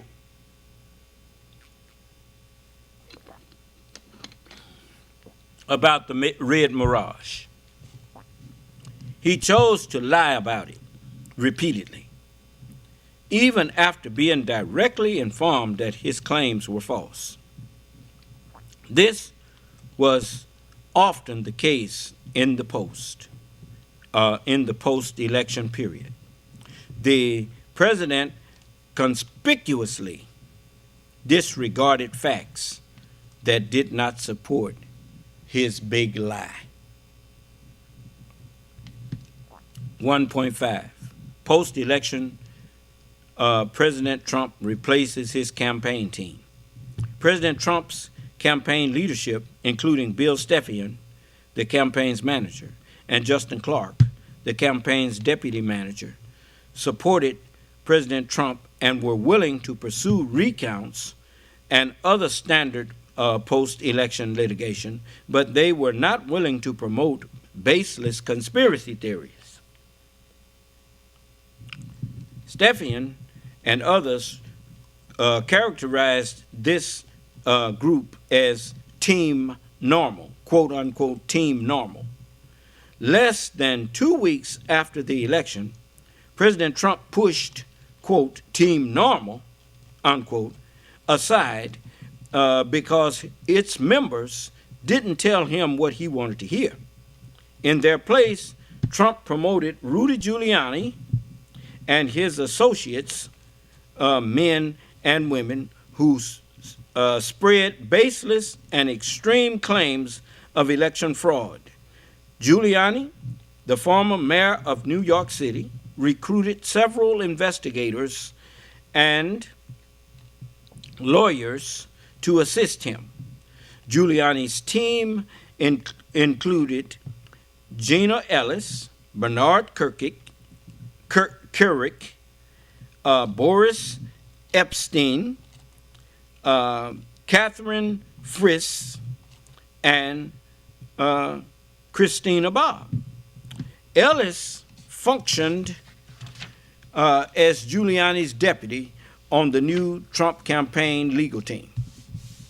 Kerik, the former commissioner of the New York Police Department and a pardoned felon, served as Giuliani's chief investigator. Other attorneys who collaborated with Giuliani's legal team included Sidney Powell, Cleta Mitchell, and John Eastman. As discussed elsewhere in this report, Eastman became a key player in President Trump's efforts to overturn the election. 1.6. President Trump's campaign team told him he lost the election and there was no significant fraud. President Trump's campaign team quickly realized that none of the significant fraud claims were real.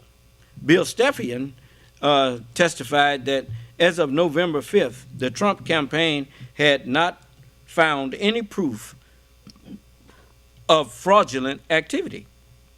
There were, quote unquote, allegations and reports, but, quote unquote, nothing hard and fast that drew the results of the election into question. Nothing hard and fast that drew the results of the election into question. The Trump campaign continued to investigate claims of fraud into the second week after the election.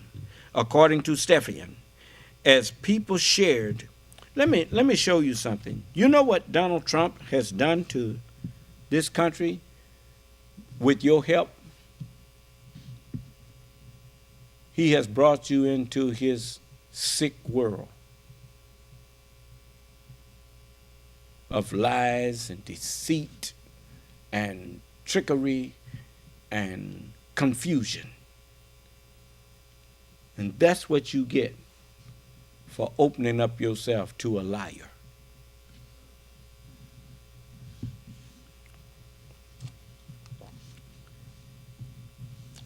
The Trump campaign continued to investigate claims of fraud into the second week after the election. According to Stepien, as people shared wild allegations, quote unquote, wild allegations with the president, the campaign team was forced to review the facts and then serve as a quote unquote truth-telling squad to the president regarding why the claims quote unquote didn't prove to be true.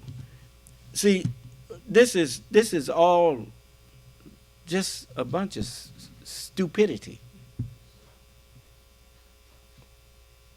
Telling truth to him.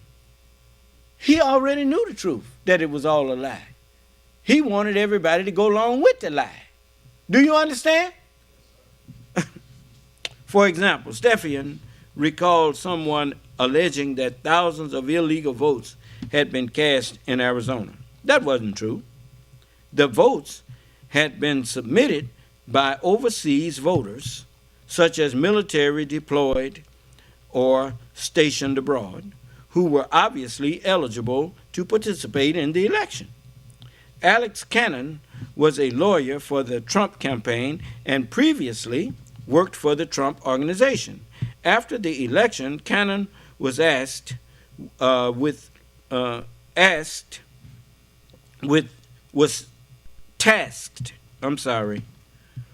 looking into allegations of voter fraud in the 2020 election, including the claim that thousands of ineligible votes had been cast in Arizona. Cannon recalled that Vice President Pence asked him what he was finding. Quote, and I said that I didn't believe we were finding it, or I was not personally finding anything sufficient to alter the results of the election. Cannon responded. Vice President Pence thanked him. Cannon reported his assessment to Mark Meadows. See, all of these people, Vice President Pence and all those that was with Trump, a bunch of hypocrites. They knew that all of that stuff was a lie in the first place. But they went along with it. Give a mouse a cookie, and what he gonna want? He ain't gonna be satisfied with what you give him. He gonna ask you for more. You remember he asked Mike Pence, you went along with me on all these other lies I was doing. Go along with me on this. And then call him the P word when he wouldn't go along with him. Huh?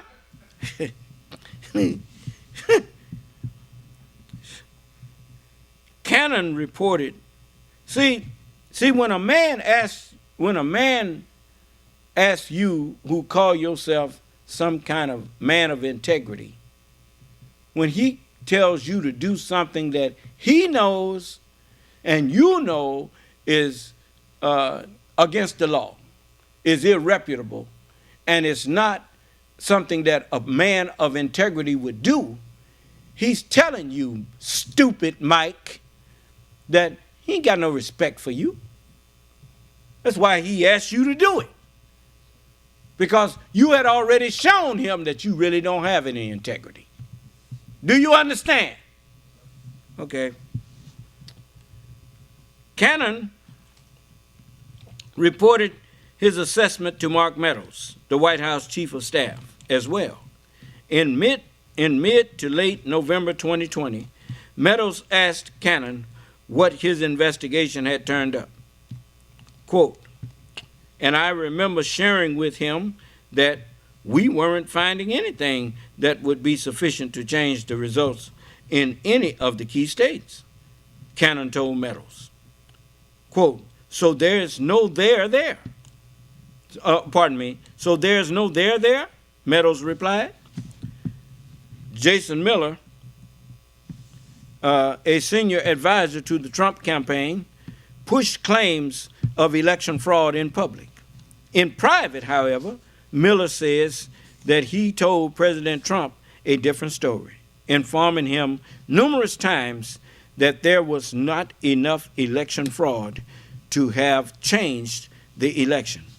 Miller, my understanding, this is what Miller said, my understanding is that I think there are still very valid questions and concerns with the rules that were changed under the guise of COVID.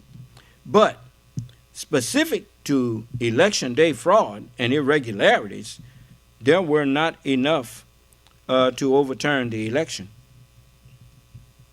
Committee staff. And did you give your opinion on that to the president? Miller. Yes. Committee staff. What was his reaction when you told him that? Miller. Quote, you haven't seen or heard. I'm paraphrasing, but you haven't seen or heard all the different concerns and questions that have been raised. Committee staff. How many times did you have this conversation with the president? Miller. Several. I couldn't put a specific number on it, though. Committee staff. But more than one? Miller. Correct. Matthew Morgan, the Trump campaign's top lawyer, came to a similar conclusion. Nearly 2 months after the election, on January 2nd, Morgan met with the vice president's staff. According to Morgan, the consensus in the room was that even if all the claims of fraud and irregularities were, quote, aggregated and read most favorably to the campaign, it was not sufficient to be outcome determinative. It wouldn't change nothing. As far as the Trump campaign's professional leadership was concerned, there was no evidence that the election had been, quote unquote, stolen from President Trump. To the contrary, they had seen ample evidence that President Trump simply lost and told the president so. Understand something. This man was president of the United States. And people who support him in his lie, you know that they know it's a lie because he was president of the United States. If he actually did think that there would be some untoward or improper conduct in that election, he had the Justice Department at his disposal to put people at every precinct and make sure that there's FBI just about in every state.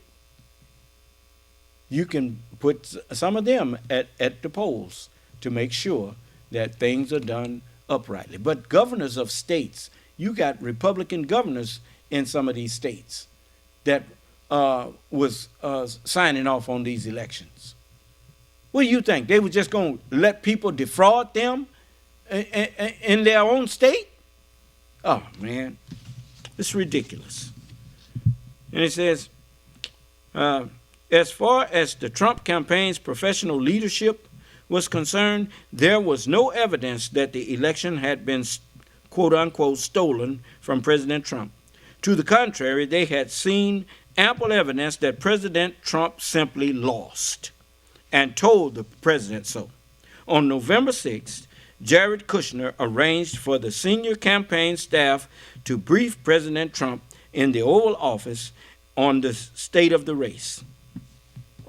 Since Election Day, Matt Oskowski, the campaign's leading data expert, had tracked voting returns in the swing states to analyze the campaign's odds of success. Miller texted such updates on data from key states to Meadows. The Trump campaign's data did not add up to victory. Oskowski, quote, delivered to the president in pretty blunt terms that he was going to lose. Huh? I told you these people that's all they do, man. I mean, they don't have a real job, as you call a job. Their job is to get people elected.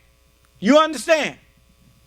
And they watch that thing, and it's like somebody who if they catch you in the casino and you going in there all the time winning, they know you counting cards or you doing something.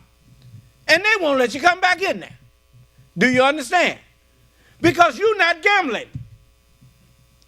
You understand? So this is the same with people who manage campaigns and run campaigns over and over. They know how to track and get a pretty good census, like people that go to the you ever been around somebody that bet on the horses? They very seldom lose. You know why? Because they know the track, they know the horses, they know what horse will do what, and that kind of, and what jockey is riding him, and that kind of thing, and they get a feel for it. And see, the track let some of these kind of people, they don't mind some of them people coming because everybody ain't smart enough to do that. But when they see some people win, that makes other people think they're going to win too. Do you understand? Okay. So, but the fact of the matter is, if you into something long enough, you can pretty much, you know how to get a feel for what's going to happen. Do you understand? And that man, them people told him he was going to lose way back in April. They knew he wasn't going to be a second-term president. So he tried to cheat his way into winning. And lie his way into winning. See? So, it says, the Trump campaign's data did not add up to victory. Oskowski delivered to the president in pretty blunt terms that he was going to lose the election. There were not enough outstanding votes in the battleground states for President Trump to overcome Biden's lead. President Trump disagreed and insisted that he would still prevail through legal challenges. Excuse me. But the data did not lie. On November 7th, the Associated Press called Pennsylvania and the overall presidential election for former Vice President Biden. At that point, a small team of the president's campaign advisors, including Stepien, met with the president and told him that his path to victory was virtually non-existent. The campaign team conveyed to the president that his chance of success was only, quote, 5, maybe 10%, unquote, which Stepien explained to the committee was a, quote, very, very, very bleak, unquote, assessment. In retrospect, the campaign's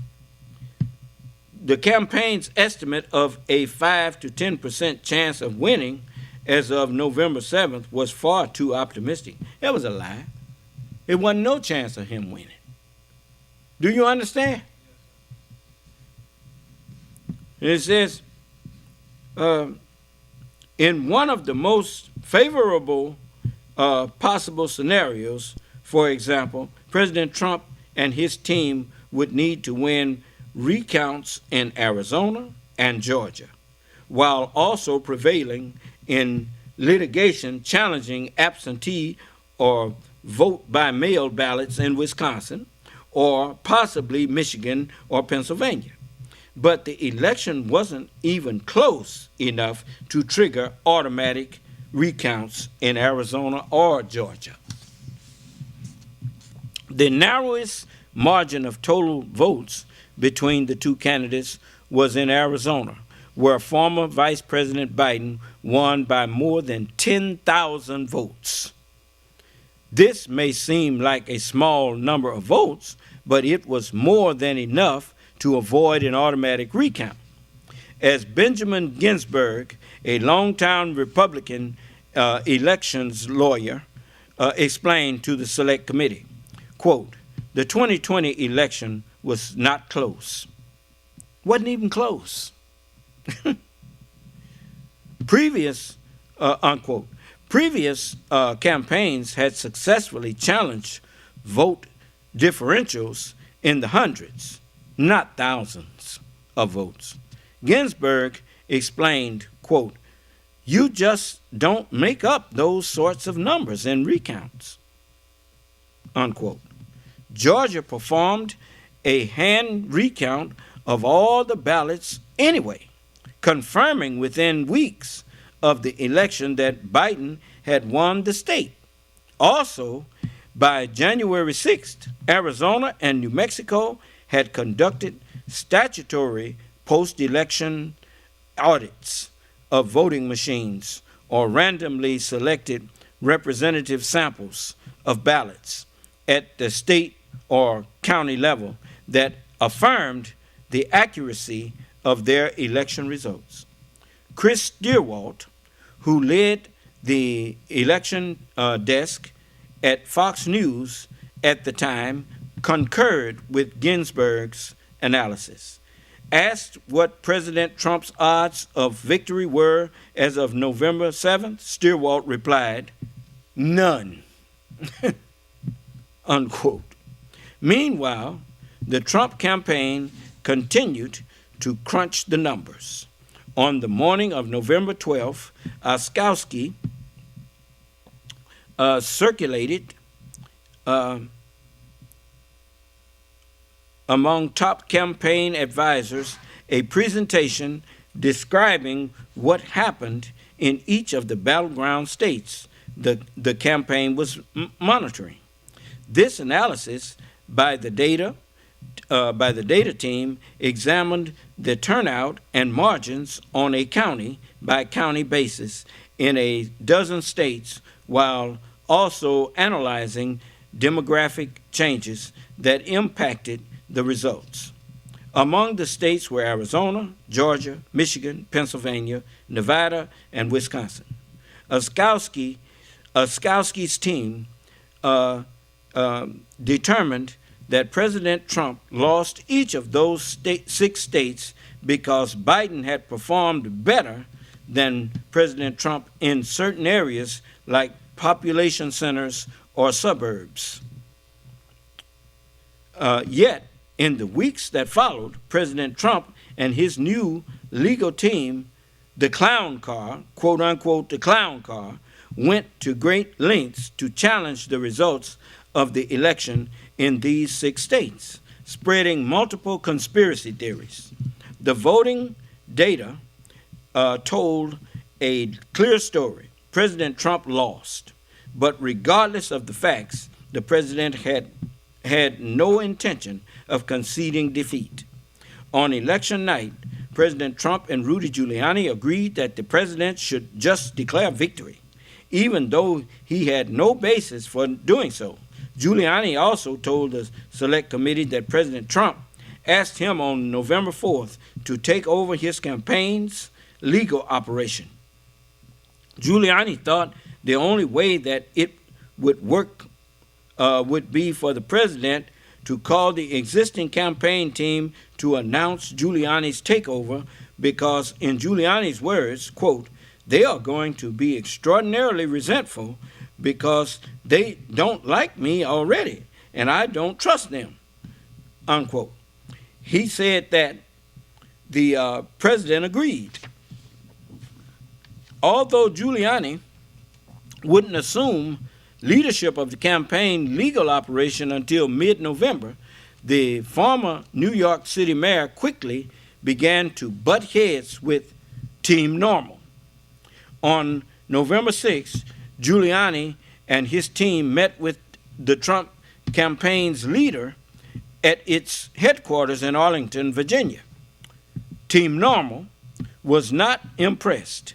Stepien told the Select Committee the campaign team was concerned that Giuliani would be a distraction to them and to President Trump. When Giuliani suggested traveling to Pennsylvania to assist in the campaign's efforts, the campaign team, quote, "didn't dissuade him from doing so," unquote. After just 10 to 15 minutes in the conference room, Stepien and other staffers left the meeting. That same day, President Trump discussed the campaign's legal strategy in the Oval Office with Giuliani, Clark, and Matt Morgan, the Trump campaign's general counsel. Prior to the election, Morgan was responsible for the campaign's litigation strategy. Morgan and his team filed lawsuits challenging the changes states made to voting practices during the coronavirus pandemic. Morgan also studied previous elections to determine the types of cases that were likely to succeed. Clark described how the campaign's original legal strategy was based on his general theory for election cases. Quote, to look at what do you think, what do you know, and what can you prove, unquote, and then determine which cases to file from there. Giuliani had other ideas and advocated to President Trump that he be put in charge of the campaign's legal operations so that he could pursue his preferred strategy. Quote, Mr. Giuliani didn't seem bound by those cases or by those precedents. He felt he could press forward on anything that he thought was wrong with the election and bring a strategy around that. Morgan explained, Rudy, quote, Rudy was just chasing ghosts, unquote, Clark said. Morgan and Clark excused themselves from the meeting because it, quote, was going nowhere, unquote. The next day, November 7th, Giuliani held a press conference at Four Seasons, Total Landscaping in Philadelphia. Four Seasons, Total Landscaping in Philadelphia, Pennsylvania. He immediately began making outlandish claims, arguing that the Democrats had conspired to steal the election. Quote, as you know, from the very beginning, mail-in ballots were a source of some degree of skepticism, if not a lot of skepticism, as being innately prone to fraud, Giuliani said. That was a quote from Giuliani. And those, quote, those mail-in ballots could have been written the day before by the Democratic Party hacks that were all over the convention center, unquote. Giuliani offered no evidence to support his shocking and baseless allegations. Echoes of President Trump's relentless campaign against mail-in balloting and his decision to exploit the red mirage were easy to hear. On November 10th, Giuliani and Kerrick met with President Trump in the Oval Office to discuss their investigation into voter fraud. White House counsel Pat Cipollone and White House senior advisor Eric Hirschman were also in attendance. After Giuliani's presentation, President Trump asked Cipollone whether he had spoken to Attorney General Barr about the allegations of fraud. One day before, Barr had issued a memorandum outlining a shift in DOJ policy that allowed federal prosecutors to investigate claims of voting irregularities without waiting for the results to be certified. President Trump's question was an early indication that he was going to pressure the DOJ to endorse his phony fraud claims.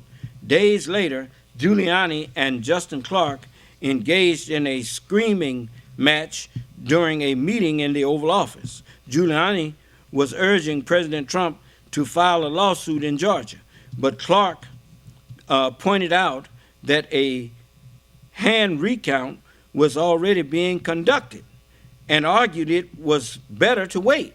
Giuliani told President Trump that Clark was lying to him. A formal changing of the guard would follow. On November 14th, President Trump announced on Twitter that Giuliani was now the head of his campaign's legal team. Quote, Team Normal saw drastic changes to their roles on the newly structured campaign. Now, let me tell you something. Very seldom do you see a team, even in sports, that keep on putting in replacements. Very seldom do you see that team win. Do you understand? Because you started off with your first string. Do you understand what I'm saying? And if you start replacing first stringers with second and third stringers, it ain't gonna get better for you. It's gonna get worse. Do you understand? I know enough about sports to know that. You know, I mean, like I ain't never been a sports fan. But it don't take me long to figure out how something goes. You know, when I understand about first and second and third string, I played a little football in high school, and I was on the first string kickoff team. But, I wasn't, after the kickoff, I didn't go out there and, I was a second string halfback. This other brother, he was more into it than me. I wasn't, I was just doing it because I didn't have nothing better to do. But anyway, so if they had to call me in there, it wasn't going to get better. It was going to get worse because I wasn't into football like Curly was. You understand? It didn't mean that much to me. I didn't even hardly understand the rules of the game. So you got the first and second string. Now he replacing all these people that's telling him stuff he don't want to hear, and replacing them with somebody who is willing to lie to him. You ain't never gonna. Didn't Hitler, if he didn't prove nothing else to you, he proved to you that telling a big lie and sticking to it wasn't gonna be successful. Do you understand? I don't care how you try to tweak it and say, well, this is where Hitler messed up. And if we do this, we can put the big lie over. Well, see, that's you lying to yourself. You deceiving yourself. Because there is no right way to do a wrong thing. Well, anyway, so it says, let me make sure I ain't going overboard here. It says, so the Team Normal saw drastic changes in their roles on the newly structured campaign team. Some self-imposed, and many outside law firms that had signed up to support the campaign's legal efforts disengaged completely. Quote, I didn't think what was happening was necessarily honest or professional at that point in time, unquote. Stephan explained, quote, again, Stephan speaking again, this wasn't a fight that I was comfortable with, he added, unquote. On the day the leadership change was announced, Giuliani participated in a quote unquote surrogate briefing to coordinate messaging by Trump loyalists during their media appearances. You notice the one thing you never hear is about people in Donald Trump's camp, people who are loyal to the United States. It's always loyal to Trump. Do you understand?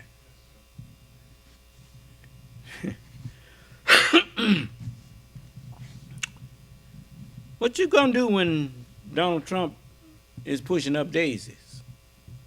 What's gonna happen to your worship of him then? Same thing happening to your worship of Adolf Hitler. It ain't getting you nowhere. You run around here, Heil Trump, Heil Trump. You Hitler your hero, huh? And you call black people stupid? You say niggas is dumb. They ain't got nothing on white niggas. Black niggas ain't got nothing on white niggas. I'm gonna tell you something. Y'all some dumb niggas. But anyway, let me go. Let me let you go. Tell you what, we're gonna take this up.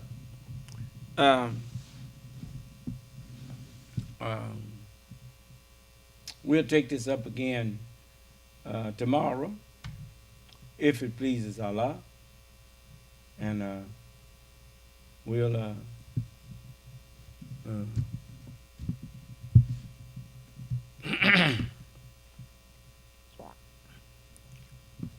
we'll start at, I'm going to finish this paragraph up to 1.7.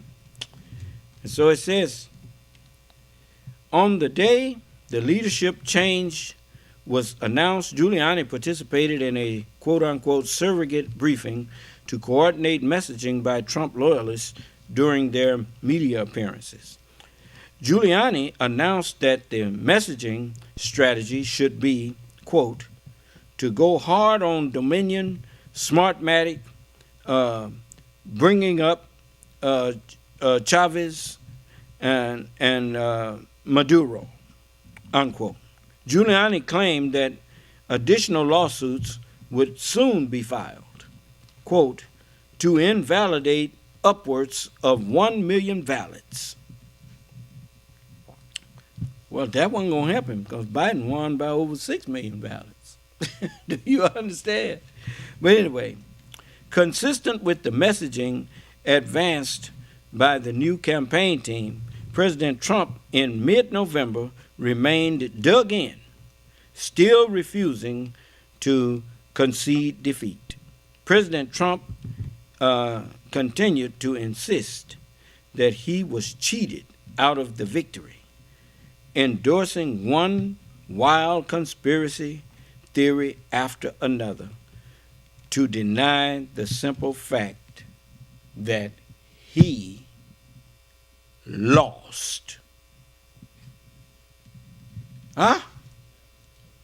The Donald was the dummy. And to show you how big a dummy he is, you see, understand something. Most people know how to win. But a person's true character can be seen when they know how to graciously lose. Do you understand? I mean, if you wanted to run again, you can run again. Huh? I mean, what sense does it make for you to say that the system is fraudulent, but you done declared your campaign, your bid for presidency 2 years before the next election? Why would you participate again? I mean, really. I mean, you say it's crooked, but you want to still be in it. I mean, you in it to win it, but it's crooked. You see my point? I mean, all of them are just ridiculous. Donald Trump is dumb, and people who listen to him are far dumber. And when I say dumber, I mean stupid.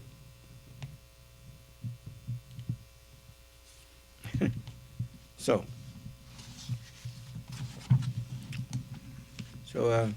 like I say, you may be scared of him. I ain't.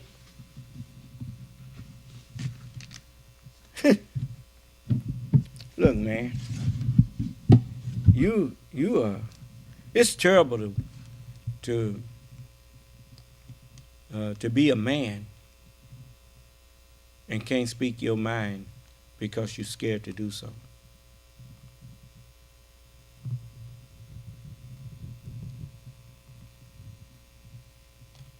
That's terrible. Ain't that something? It's like some of them didn't come out and testify until a woman did it. Huh? After Cassidy Hutchinson testified, then some of them grew some testicles and came on out there and said something. She cared more about the country than you ever will. Maybe she went into it with, she's just a youngster, I think 26 years old. She's just a youngster. And maybe she was deceived, thinking that Donald Trump would get in there and do something. And he got in there and did something, proved to her that he's a fool. And, she just wasn't going to go along with it. And Mike Pence, sorry individual. That's why Donald Trump pushed him and pushed him and pushed him. Because not once during the whole 4 years did Mike Pence ever disagree with Donald Trump, in word or in deed. He stood back there smiling like some one of them bobbleheads. Whatever Donald Trump said, he's there nodding. Naturally, Donald Trump said, well, fool, you done went along with everything else. Do this. Huh? And they say he had to call Dan Quayle, to get some advice on that. I didn't hear you. And Quayle told him, man, you can't do that. And he just stupid. That's what he got out of Christianity, but try to pretend he's some evangelical believer in Jesus and all of that kind of stuff, and ain't nothing but a fool. Anytime you believe that God's plan for murder, God's plan for salvation is murder, you got to be insane. I'm just telling you. That go for whoever think that. Murder my son Jesus here, and that's going to be y'all's salvation. Ain't that something?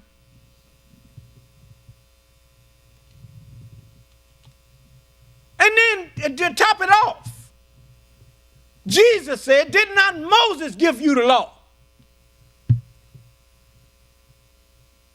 And yet none of you keep it the law. Why are you going around trying to kill me? Didn't nobody say, well, God sent you here to be killed.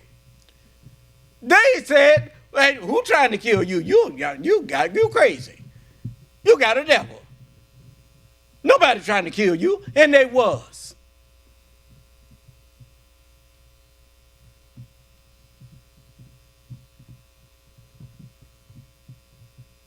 Just like that devil told that little sister there, hey, you better be glad it ain't 1920. Nigga, you better be glad it ain't 1920. Because if I had been here in 1920, you'd be dead now.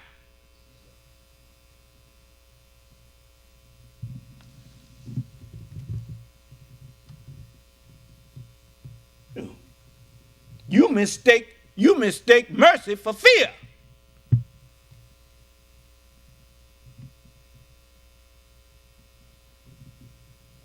Long as Allah is with me, who shall I be afraid of?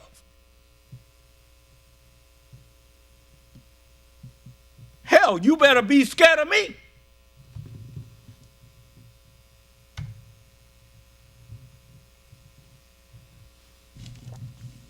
You heard what the messenger said about Adam? Adam. He said, to hell with Adam.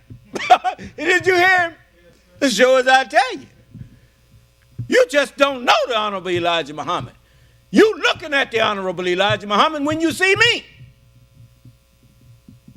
You looking at Moses when you see me. You looking at Jesus and David and Solomon. We all one.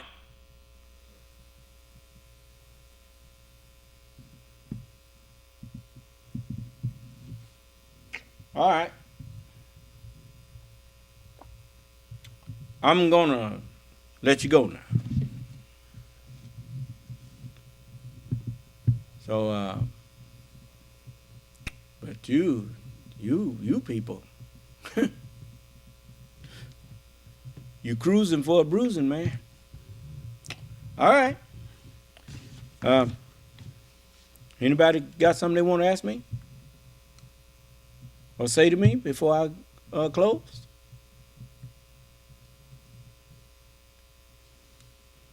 Yeah, I told you can't hide. Thought just because you was way off somewhere that you could throw insults at me. You done found out you can't.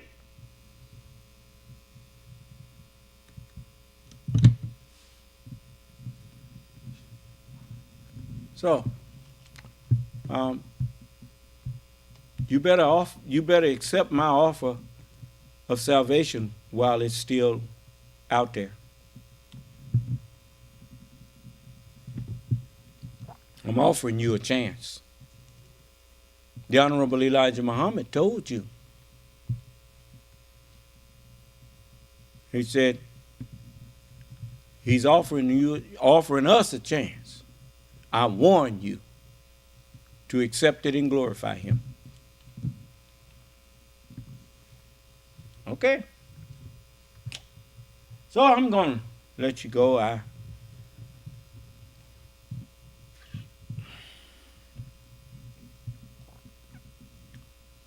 I really enjoy our time together. It's not, I'm not in no hurry to not be on here every day with you. I enjoy talking to you.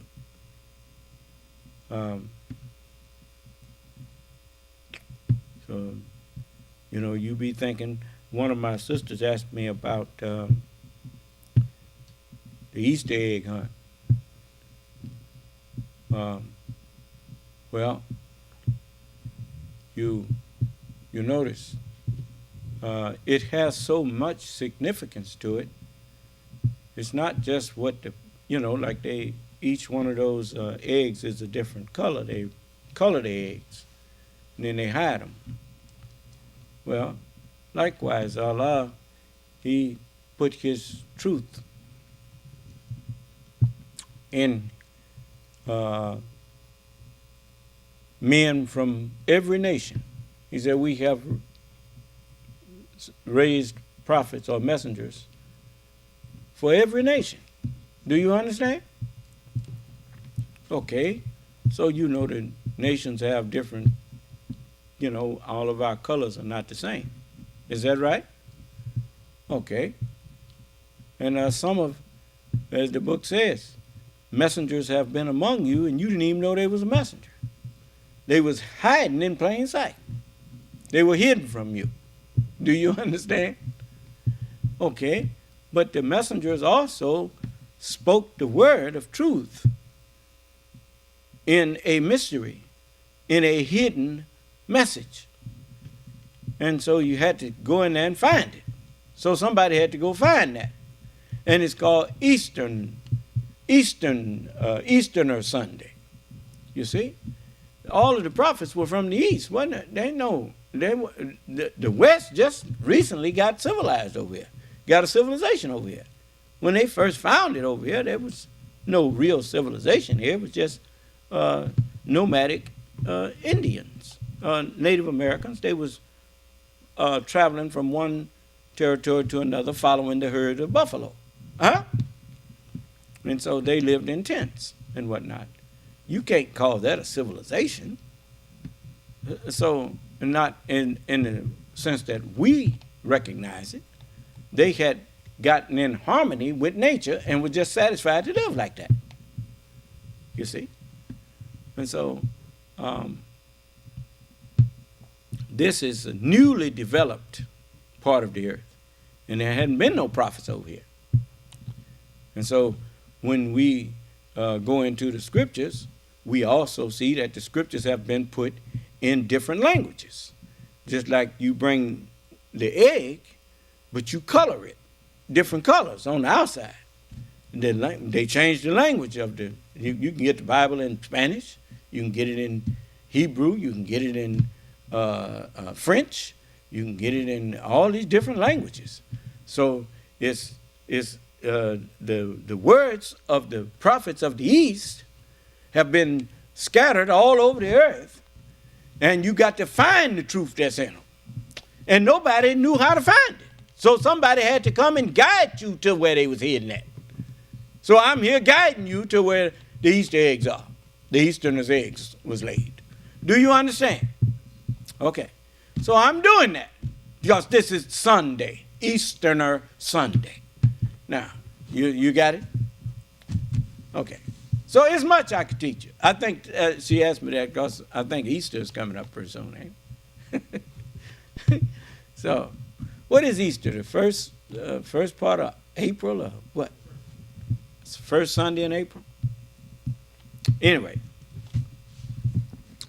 So I'm here taking you to where the hidden eggs were, you see. And the scripture say the kingdom of heaven is like unto leaven, which a woman took and hid in 3 measures of meal. So I'm here to help you to understand the Holy Scriptures, which was laid out for you like as Jesus compared himself to a hen at one time. He said, Jerusalem, O Jerusalem, thou that stonest and killest the prophets of God. How often would I have gathered you as a hen gathers her brood under her wing?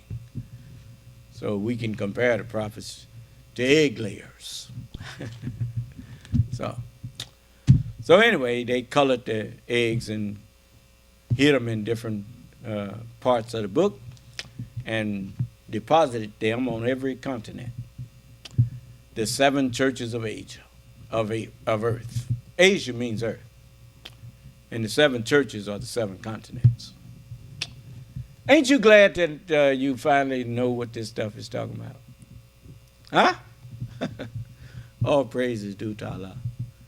Which means you glad I'm here, ain't you? All praise is due to Allah. Well, I'm your son, and you ought to be happy. I said, I love you, and I want to see you successful. So, may Allah bless and keep us all safe that hear and accept and obey His word. And grant to us a peaceful and pleasant night's rest and sleep, and a happy, peaceful, and pleasant morning's rise. You know, I don't feel like singing often, so when I do feel like it, I will sing to you. But I don't feel like it right now. So, you know, sometime I will come on here and do a little singing for you. But anyway, take care of one another. Be kind to one another. That's part of taking care of one another. Take care to be kind. Do you understand? Take the time to care enough to be kind to your fellow human beings. Okay? When you could make someone's day better, do so.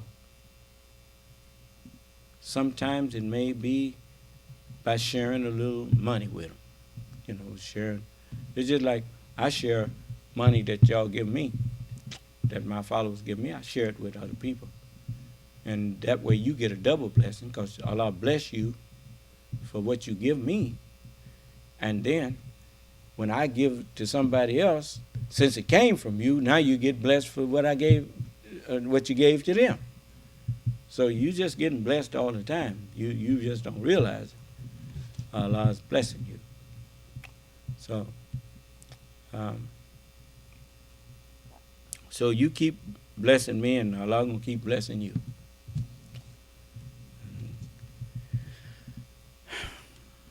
May Allah's Salam Alaikum. This session is no longer. Goodbye.